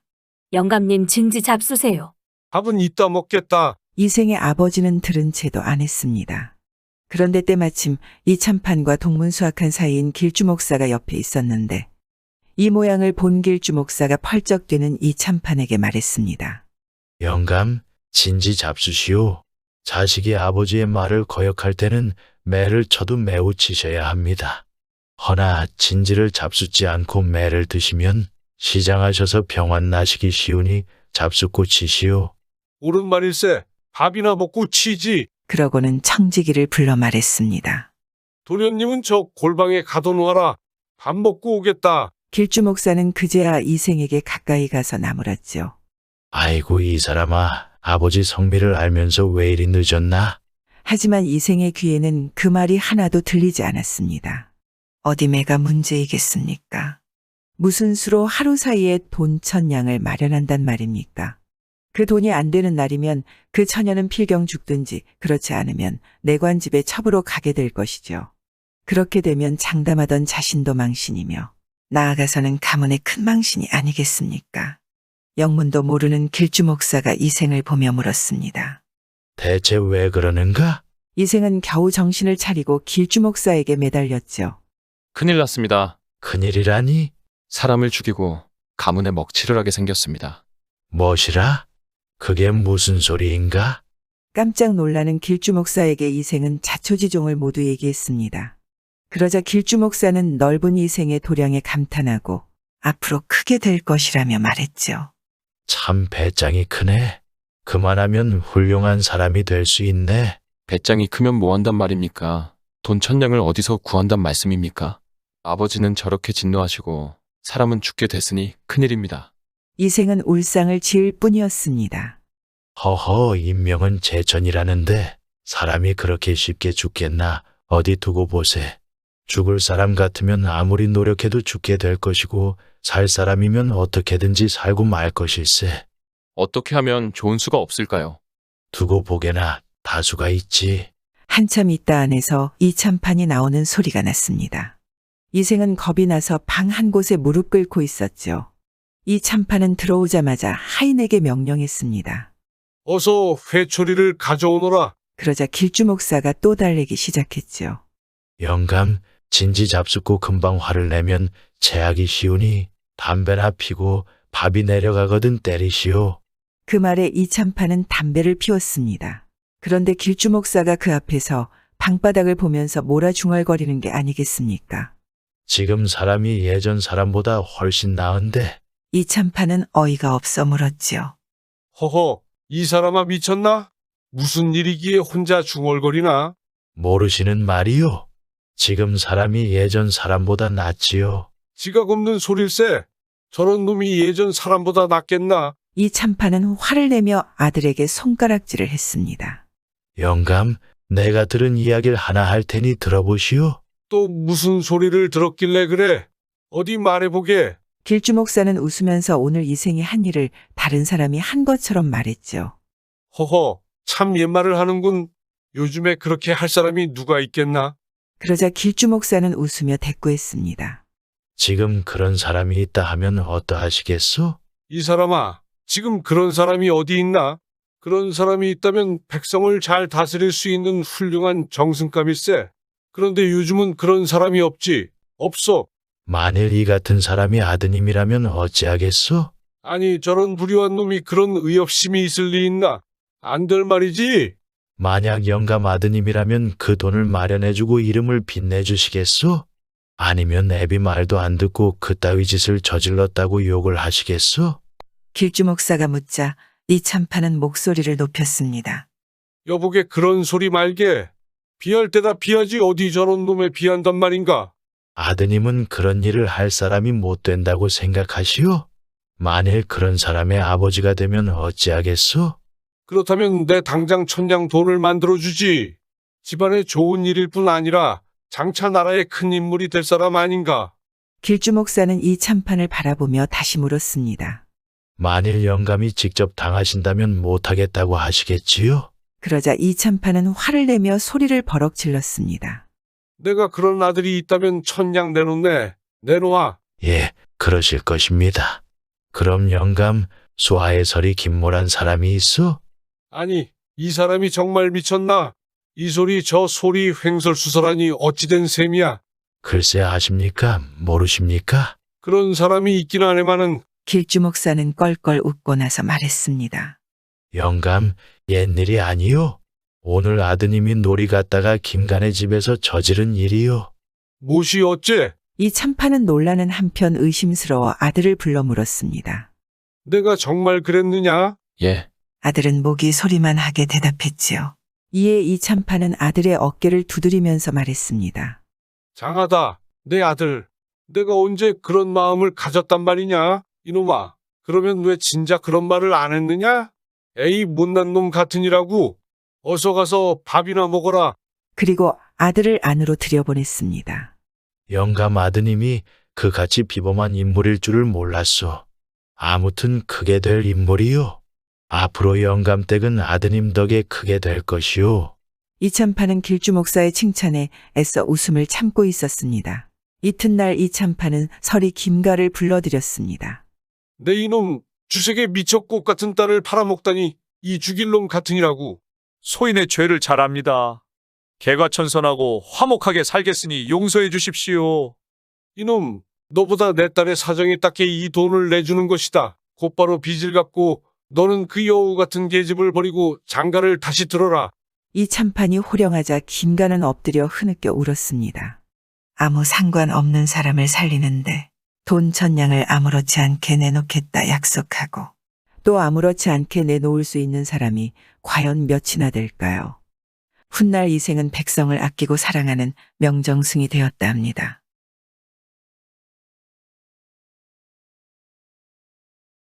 옛날 옛적 허생이라는 선비가 한양의 묵적골에 살았습니다.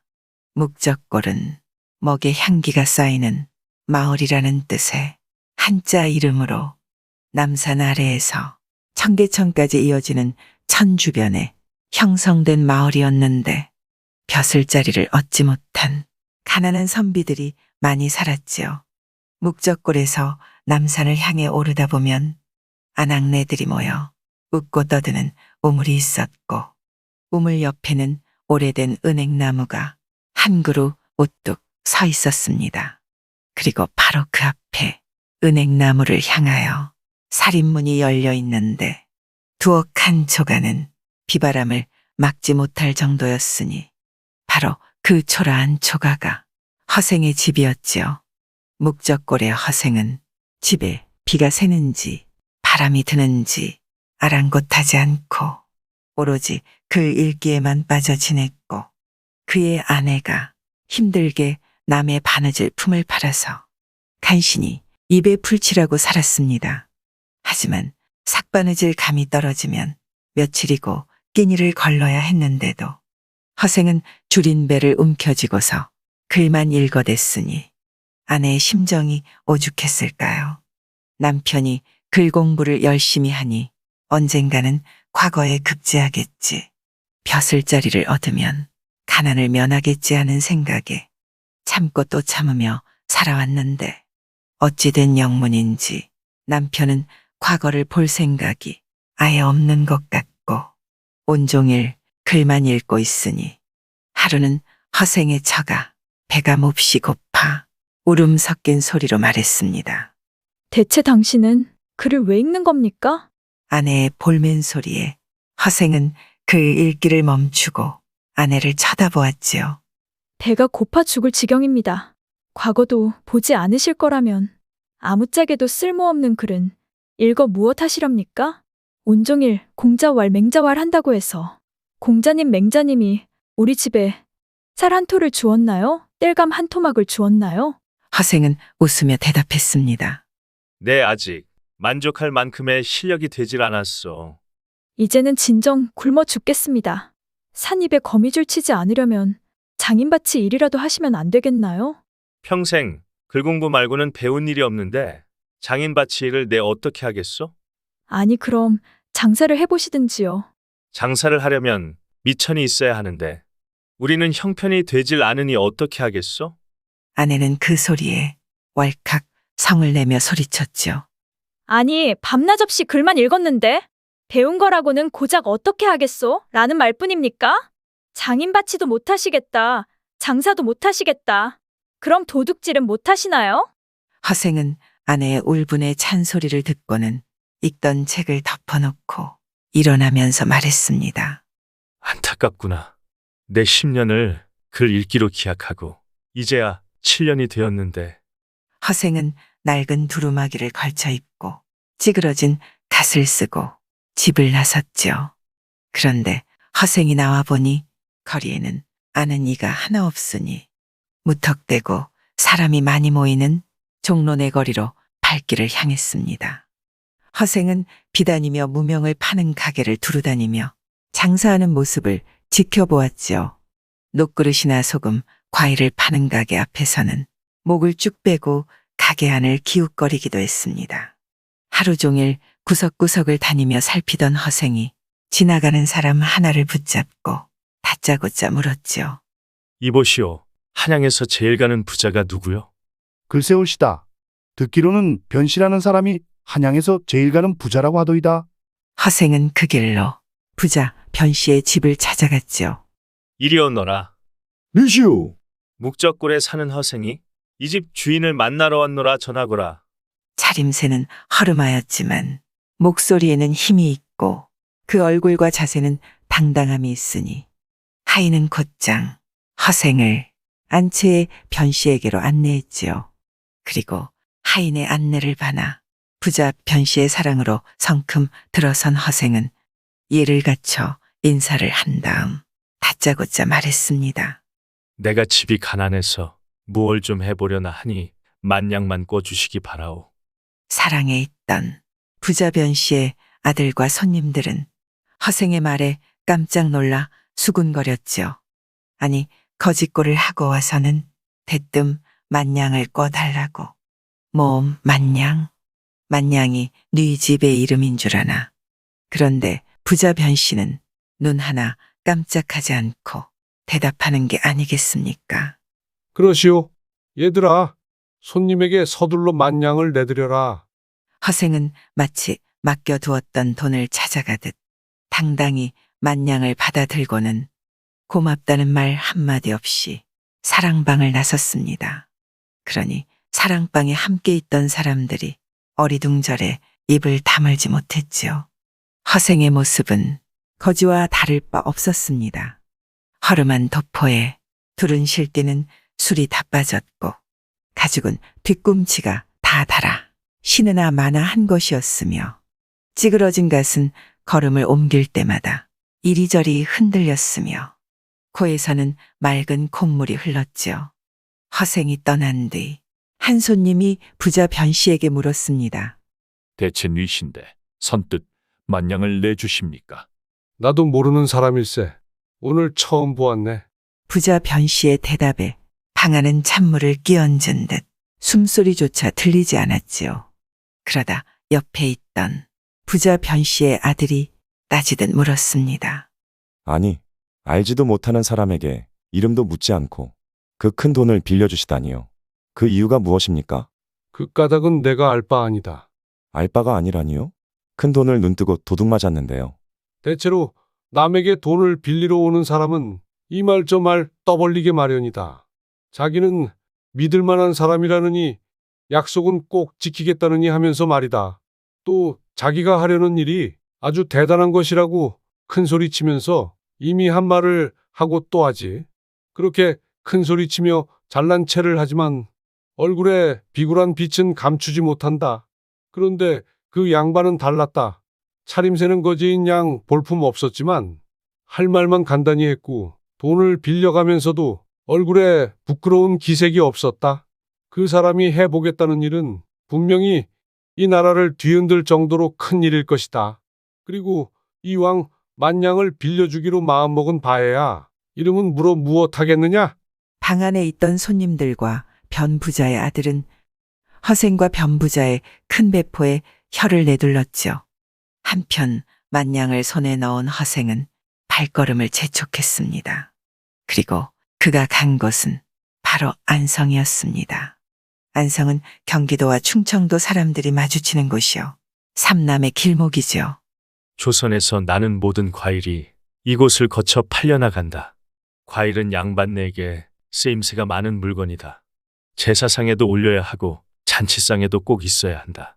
양반들에게 과일은 있어도 그만 없어도 그만인 게 아닌 꼭 필요한 것이다. 허생은 거처할 집과 큰 곳간을 서둘러 빌려서는 안성시장으로 나갔지요. 그리고 안성시장에서 제일 큰 과일 가게에 들러 주인에게 말했습니다. 여기 있는 대추며 밤이며 배 모두 내게 파시오. 가게 주인이 허생을 위아래로 훑어보니 허름한 도포에 다 떨어진 갓을 쓴 이가 말하고 있는 게 아니겠습니까? 가게 주인은 곧 등을 돌려 말했습니다. 이 과일은 사갈 사람이 정해져 있습니다. 그러니 다른 데 가서 알아보시지요. 값은 2배로 쳐주겠소. 돈도 여기 있어. 가게 주인은 허생이 내민 돈꾸러미를 보고는 입이 쩍 벌어졌지요. 아이고, 장터에서 파는 물건에 임자가 어디 있겠습니까? 먼저 사가면 임자지요. 가게 주인은 꿈이야 생시야 좋아하며 과일을 전부 허생에게 팔았지요. 앞으로 자네 가게에 들어오는 과일은 모두 내가 살 터이니 내게 팔게나. 예, 그리하겠습니다. 나으리.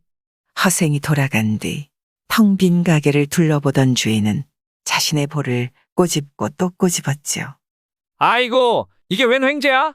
가만, 내가 어젯밤에 용꿈이라도 꿨던가? 그날부터 안성시장에 들어오는 과일은 모두 허생이 사갔고 허생은 그 과일들을 곳간에 차곡차곡 쌓아놓았습니다. 그리고 얼마 뒤 한양에서 큰 소동이 일어났지요. 대체 이게 무슨 일이지? 아니 시장에 가도 과일이라고는 구경조차 할 수 없으니. 밤 대추도 없이 조상님 제사를 어떻게 모시라는 말인지. 큰일이네 큰일이야. 내일 모레 잔치에 쓸 잣하고 배가 없으니 이를 어찌하면 좋단 말인가? 과일은 모두 안성에 있는 허생의 곳간에 쌓여 있었으니 한양을 비롯해 나라 안에서 과일이란 과일은 눈을 씻고 찾아봐도 볼 수 없었지요. 이보시게 대추와 밤 좀 구해주게. 네 2배, 아니 3배라도 주겠네. 다른 건 몰라도 조상님 제사는 모셔야 하지 않겠나? 감이나 배 좀 구해주게.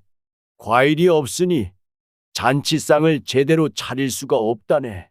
이러니 얼마 지나지 않아 허생에게 과일을 판 과일 장수들이 앞다투어 허생에게 달려와서는 사정사정했습니다.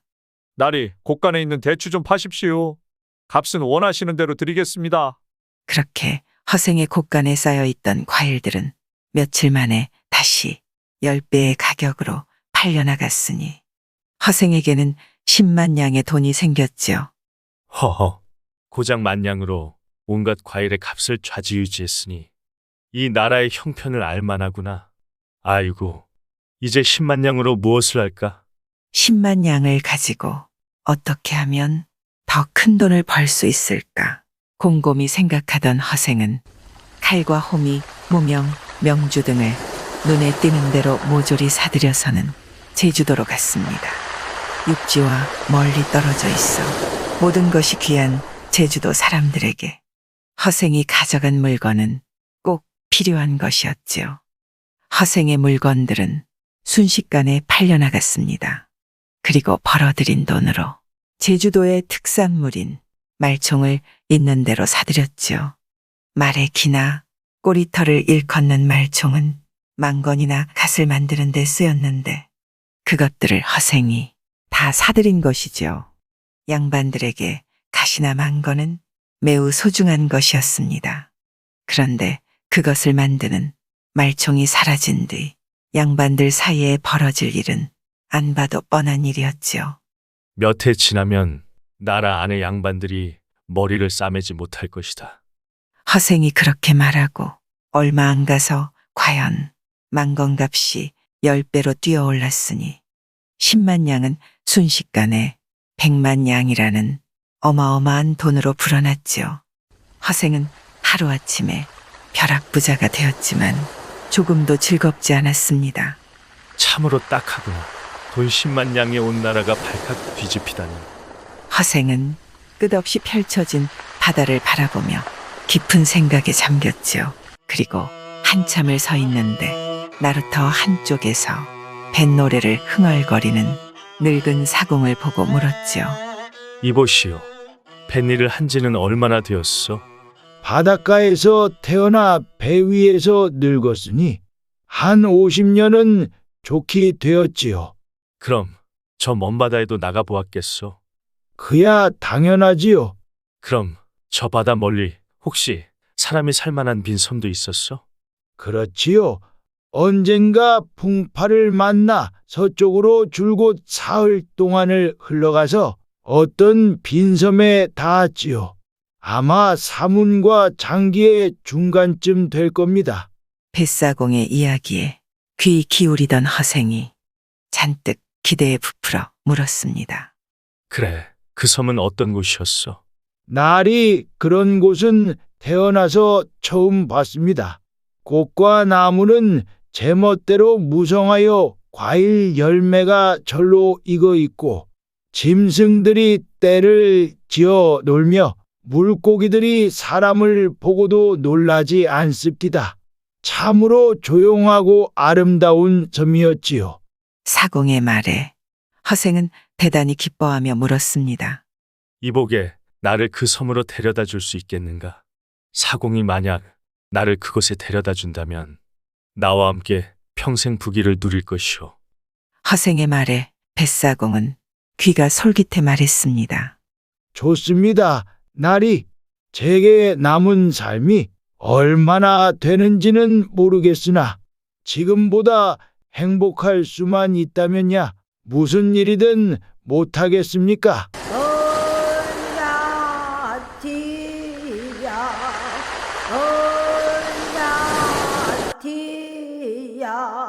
사공은 뱃노래 장단에 맞추어 남쪽으로 노를 저어갔고 돛을 올리자 곧 순풍이 불어 배는 넓은 바다로 나아갔지요.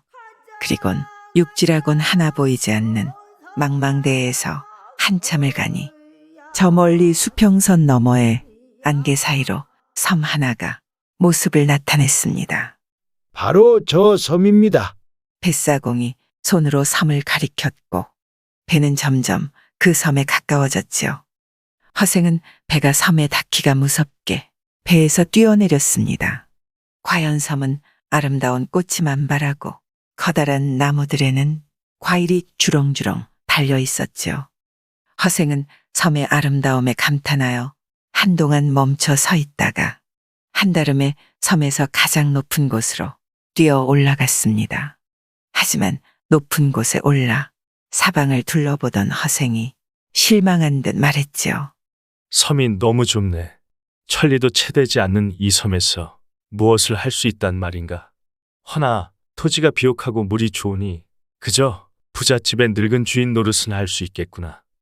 허생의 말을 잠자코 듣던 뱃사공이 주위를 살펴보다 말했습니다. 텅 빈 섬에 사람이라곤 하나도 없는데 대체 누구와 더불어 사신단 말씀입니까? 허허, 덕이 있는 사람에게는 사람들이 저절로 찾아드는 법이요. 그러니 덕이 없을까 두렵지 사람이 없는 것이야 근심할 것이 있겠소? 이때 전라도 편산 지역에는 수천의 도적대가 오글거리고 있었습니다. 극성을 부리는 도적들 때문에 백성들은 벌벌 떨었고 각 고을의 관아에서는 도적들을 잡으려고 군사를 풀어 수색을 벌였으나 좀처럼 잡히지 않아 골머리를 앓고 있었지요. 하지만 곤란한 것은 도적대들도 마찬가지였습니다. 그들이 은신하는 산채와 동굴 주변으로 수많은 군사가 깔려 있으니 감히 나아가지도 못하고 그저 숨죽이고 있으려니 배고프고 힘든 상황이었지요. 바로 그때 허생이 변산을 향해 길을 나섰습니다. 소 몰며 농사짓던 순한 백성들이 거리로 내몰려 도적이 되었다는 것은 이 나라 정치와 제도가 잘못되었다는 것을 증명하는 것이다. 허생은 굶주린 백성은 뒤로 하고 자신들의 이익만을 위해 다툼을 일삼는 벼슬아치들을 생각하면서 한숨을 내쉬었습니다. 그리고 변산에 도착한 허생은 깊은 산에 올라 며칠 만에 도적대 무리가 응거하는 산채를 찾아 그들과 만날 수 있었습니다. 걔 아무도 없느냐? 너희들의 우두머리를 만나러 왔노라. 도적의 무리가 숨어 있는 산채에 들어서 허생이 외치자 수십 명의 도적이 떼를 지어 몰려 나와서는 허생의 주위를 둘러쌌지요. 이건 뭐야? 다 찌그러진 각 꼬락서니를 보니 양반 나부랭이도 먹고 살기 힘들어 우리처럼 도적이 되려나 보군. 도적들이 허생을 보며 여기저기서 수군거렸고 곧이어 두목으로 보이는 자가 나와 허생과 마주했지요. 내가 이곳의 두목이다. 무슨 일로 나를 찾느냐? 나는 허생이라고 한다. 내가 이끄는 무리가 몇 명이나 되느냐? 1000명은 넘는다. 너희 1000명의 도적이 1000냥을 도적질해서 나눈다면 한 명이 가질 수 있는 돈이 얼마겠느냐? 그러자 도적 두목 옆에 꼭 붙어있던 자가 대답했습니다. 그야 한 냥이지요. 맞다. 고작 한 냥이다. 그 한 냥을 얻자고 고향도 집도 버리고 떠나 산속에 들어와 도적이 되었단 말인가? 허생의 말에 도적들은 불이 죽어 아무 말도 못하고 깊은 한숨만 내쉬었지요. 허생이 다시 물었습니다. 모두 아내가 있어? 논밭은 있어? 허생의 물음에 도적대들이 어이없다는 듯 헛웃음을 웃는데 도적 중 한 사람이 나서서 말했지요. 아니, 땅 있고 저 자식 깃는 놈이 미쳤다고 도둑이 되겠소. 정말 그렇다면 왜 아내를 얻고 집을 짓고 소를 사서 논밭을 갈고 지내려 하지 않는가? 그럼 도둑놈 소리도 안 듣고 살면서 집에는 부부의 낙이 있을 것이고 마음껏 돌아다녀도 군사들에게 잡힐까 걱정을 안 해도 되고 오래도록 편안히 살 텐데. 아니, 이 양반이 시방 뭔 소리를 씨부렁거리는 것이오? 그걸 누가 몰라서 도적이 됐겠어. 돈이 있어야 땅도 사고 저 자식도 먹여 살릴 것 아니오. 도적들이 성을 내며 한마디씩 하자 허생이 웃으며 말했습니다. 도적질하면서 어찌 돈을 걱정하는 것이오? 걔가 웃을 일 아니오. 그 말에 도적 중 하나가 소리쳤지요. 세상의 돈이 모두 욕심 많은 지주와 한양에 사는 고관대작들 것 아니오. 그들은 칼만 안 들었지 백성의 고열을 빨아먹는 작태는 도적과 하나도 다를 게 없소. 허생은 진지한 표정으로 도적 무리를 돌아보다 말했습니다. 당신들에게 돈이 있다면 도적질을 그만두고 농사지며 가족들과 오순도순 살 수 있겠소? 당연히 돈만 있다면야 우리도 가정을 이루고 한 곳에 정착하여 살고 싶지 않겠소. 그래 마소. 여기 태어나면서부터 도적이 어디 있겠소? 모두가 사는 게 힘들어. 굶어 죽기 싫어. 이 산속으로 들어온 사람들이오. 그렇다면 내가 당신들을 위해서 돈을 마련하겠소. 내일 바다에 나와 보시오.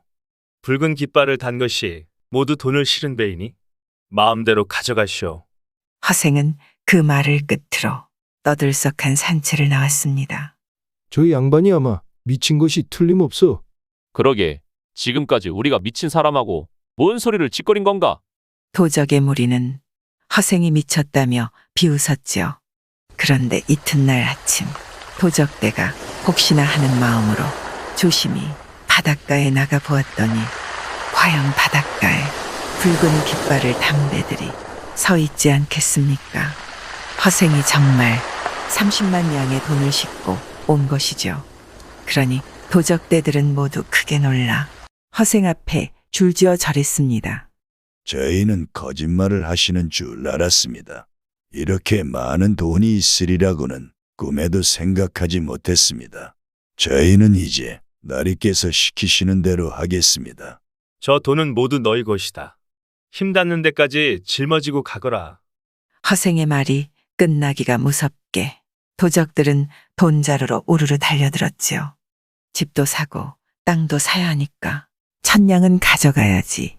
도적들은 입을 해벌리고 돈을 챙기기 시작했지만 마음만 그럴 뿐 힘께나 쓴다는 도적들도 100냥을 채 짊어지지 못하고 낑낑거렸습니다. 겨우 100냥도 집어들지 못하면서 무슨 도적질을 한단 말이냐? 기껏 100냥을 가져가 집과 땅을 산다고? 너희가 양민으로 돌아가려고 해도 이름이 도적 명부에 올라 있으니 갈 곳이 없다. 그 말에 맥이 쭉 빠진 도적들이 아무 말도 못하고 서 있으니 허생이 이때다 싶어 마음속에 품고 있던 말을 꺼냈습니다. 너희가 살 길이 아주 없는 건 아니다. 한 사람이 100냥씩 가지고 가서 혼인할 여자와 소 한 마리를 구해 이곳으로 돌아오너라. 한 달에 말미를 줄 것이다. 모두 명심하거라. 허생의 말에 도적들은 한 앞에 100냥의 돈을 짊어지고 모두 흩어져 갔습니다. 그리고 허생은 2000명의 사람이 1년 동안 먹을 양식을 마련하러 떠났지요. 그리고 한 달 뒤 허생이 몸소 2000명이 먹을 양식을 준비하고 바닷가에서 기다리고 있으니 도적들은 한 사람도 빠짐없이 혼인할 여자와 소를 데리고 돌아왔습니다.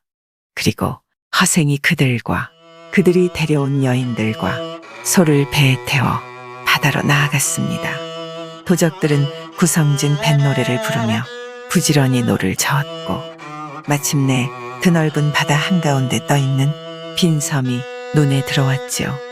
그러자 도적들이 수군거리기 시작했습니다. 우리가 저 섬에 들어가 사람답게 살 수 있을까? 함께 할 안에 있겠다. 부릴 수 있겠다. 능발 있겠다. 뭐가 걱정인가? 나는 이제 아무리 먹고 살기 힘들어도 도적질은 안 하려네. 이제 곧 자식도 태어날 게 아닌가? 도적들은 기대 반 근심 반 속에 배에서 내려 섬에 올랐지요. 그리고 섬의 기름진 땅과 맑은 물을 보고는 모두 어린아이처럼 좋아하지 않았겠습니까? 예전처럼 농사를 지을 수 있다니 꿈만 같구나. 내가 다시 농사꾼이 되다니. 한편 허생이 도적의 무리를 이끌고 섬으로 떠난 뒤 변산의 백성들과 벼슬아치들은 고개를 갸웃거렸죠. 이상한 일일세. 그렇게 극성을 부리던 도적들이 요즘은 왜 이리 잠잠한 것이지? 그러게 말이야. 도적들이 사라지니 온 나라 안이 잠잠하구먼. 이제야 마음 놓고 살 수 있겠어. 한동안 도적들 때문에 근심하던 많은 사람의 머릿속에 변산의 도적들은 서서히 잊혔습니다. 그리고 허생을 따라 섬에 들어온 그날부터 도적들은 밤낮을 가리지 않고 열심히 일하였지요. 그들은 나무를 베어 집을 짓고 대를 엮어 오를 만들었습니다. 살기 좋은 집이 섬 곳곳에 하나둘씩 모습을 나타내니 어느새 그럴듯한 마을이 만들어졌습니다. 그리고 비옥한 토지에서는 해마다 곡식이 주렁주렁 달리니 3년 동안 먹을 양식을 비축해두고 남는 것들은 모두 배에 싣고 장기도로 가져가서 팔았습니다. 장기라는 것은 30만여 호나 되는 일본의 속주였는데 마침 그 지방이 한참 흉년이 들어서 곡식을 팔아 은 100만 양을 벌어들일 수 있었지요. 그러니 섬 사람들은 신이나 얼굴에 늘 웃음기가 떠나질 않았습니다.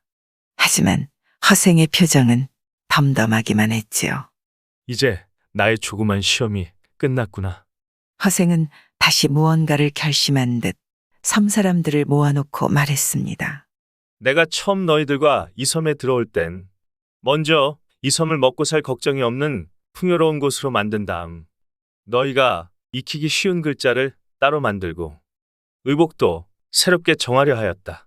그런데 이 땅은 좁고 내 덕 또한 부족하여 나는 이제 여기를 떠나려 한다. 허생이 말을 마치자 큰 소란이 일었습니다. 날이 저희를 버리고 가신다고요. 아니, 이렇게 떠나시면 저희는 어찌합니까? 아직 저희는 배울 게 많습니다. 날이 없이 저희끼리 어찌 살라고 그러십니까? 안악들은 물론 남정네들도 눈물을 글썽이며 허생을 붙들었지요. 그러나 허생의 결심은 단호했습니다. 너희는 부디 내 말을 명심하여라. 아이를 낳거든 오른손에 숟가락을 잡게 하고 하루라도 먼저 태어난 사람이 먼저 음식을 먹도록 하게 하여라. 이것이 내가 너희에게 줄 유일한 가르침이다. 허생은 곧 바닷가로 나가 자신이 타고 갈 배 한 척만 남기고 전부 불살랐지요. 가지 않으면 오는 이도 없으렸다. 이 섬에 사는 사람들이 오래오래 풍요롭게 살도록 하려면 이 수밖에 없구나. 허생은 장기도에서 벌어온 은 100만 양 가운데 50만 양도 바닷속으로 던져버렸습니다. 혹시 바다가 마르면 누군가가 주워가겠지. 조선 땅에서도 다 쓸 수 없는 돈인데 하물며 자그마한 섬에서 이 엄청난 돈을 어디에 쓰겠는가. 그리고 그를 아는 자들을 골라 모조리 함께 배에 태우면서 말했습니다. 어려운 글이란 화를 부르는 근원이다. 사람들끼리 서로 구분하거나 차별하지 말고 살아가려면 화를 부르는 것을 남겨두면 아니 되는 법. 허생은 문자를 아는 이들과 그 섬을 빠져나왔습니다. 그리고 육지에 도착하자 그를 아는 이들에게 천냥씩을 나눠주고는 헤어졌지요. 허생은 그날 이후로 나라 안을 두루 돌아다니며 가난하고 의지 없는 사람들을 구제하였고 남은 돈이 은 10만 냥 정도 되자 혼자 말했지요. 이건 변 씨에게 갚을 것이다. 그날로 허생은 한양으로 올라가 부자 변 씨의 집을 찾았습니다. 나를 알아보시겠습니까? 변부자는 똑똑히 기억하였습니다. 100냥도 아니고 10,000냥이나 꿔간 사람을 어찌 몰라보겠습니까? 하지만 변부자는 허생의 차림새가 변함없이 볼품없는 것을 보고는 실망한 낯빛으로 물었지요. 왜 몰라보겠소? 그런데 그대의 안색이 조금도 나아지지 않았으니 혹시 10,000냥을 가져다 모두 탕진한 것이요? 그 말에 허생이 웃으며 답했습니다. 재물 때문에 얼굴에 기름이 도는 것은 당신들 일이요. 돈 10,000냥이 어찌 돌을 살찌게 하겠어? 허생은 그렇게 말하고 10만 냥을 변부자 앞에 내놓았지요. 내가 배고픔을 견디지 못하고 글 읽기를 중도에 그만두고 말았으니 당신에게 10,000냥을 빌렸던 것이 부끄럽지 않은 날이 없었소. 돈을 본 변부자는 매우 놀라 극구 사양하며 말했습니다. 이 돈은 너무나 많은 돈이요. 꿔준 돈의 10분의 1만 이자로 받겠소이다. 그 말에 허생은 오히려 역정을 내며 말했습니다. 이보시오. 당신은 나를 장사치로 보는 것이오. 허생은 그 자리에서 벌떡 일어났고 변부자는 옷소매를 잡고 매달렸지만 허생은 그마저 뿌리치고 돌아가 버렸지요. 하지만 변부자는 가만히 허생의 뒤를 따라갔습니다. 그리고 한참을 가니 허생이 남산 밑으로 가서 조그만 초가로 들어가는 것이 멀리서 보였지요. 그리고 한 늙은 할미가 우물터에서 빨래하는 것을 보고 변부자가 말을 걸었습니다. 저 조그만 초가가 누구의 집이요? 허생원 댁이지요. 가난한 형편에 글 공부만 좋아하더니 하루아침에 집을 나가서 5년이 지나도록 돌아오지 않으시고 지금 부인이 혼자 사는데 집을 나간 날로 제사를 지냅지요. 변부자는 비로소 그의 성이 허시라는 것을 알고 탄식하며 돌아갔지요. 그리고 이튿날 변부자는 받은 돈을 모두 가지고 그 집을 찾아가서 돌려주려 했으나 허생은 받지 않고 거절하였습니다. 나는 그대에게 빌린 10,000냥을 미천으로 100,000냥을 번 사람이요. 내가 부자가 되고 싶었다면 왜 100,000냥을 다 내버리고 기껏 10,000냥만 갖고 돌아왔겠소? 하지만 이 돈은 제가 가질 돈이 아닙니다. 더구나 형편도 일이 어려우신데 제가 어찌 이 돈을 모두 갖겠습니까? 저는 절대 이 돈을 받을 수 없습니다. 그리고 식구도 생각하셔야지요. 변부자의 말에 허생이 한 발 물러났습니다. 그대가 내 뒤를 밟아 가난한 나의 처지를 알고 말았으니 어쩌겠소. 앞으로 그대의 도움을 받아 살아갈 테니 가끔 들러 양식이 떨어지지는 않았는지 살펴봐 주시오. 그저 굶지 않고 헐벗지만 않으면 좋카오. 재물 때문에 정신을 어지럽히고 싶지는 않소. 그날 이후 변부자는 허생의 집에 양식이 떨어질 때가 되면 직접 가져다 주었습니다. 고맙소이다. 덕분에 마음 편히 글 공부하고 있다오. 허생은 변부자의 도움을 즐거운 마음으로 받아들였죠. 하지만 양식이나 웃가지를 조금이라도 넘치게 가져오면 이내 좋지 않은 기색을 말했습니다. 어째서 내게 재앙을 떠안기려 하는 것이오? 넘쳐나는 재물은 재앙이라오. 그렇게 몇 해가 흘러갔습니다. 어느새 두 사람의 정은 두터워져만 갔지요. 구독과 좋아요와 함께 오늘도 좋은 날 되세요.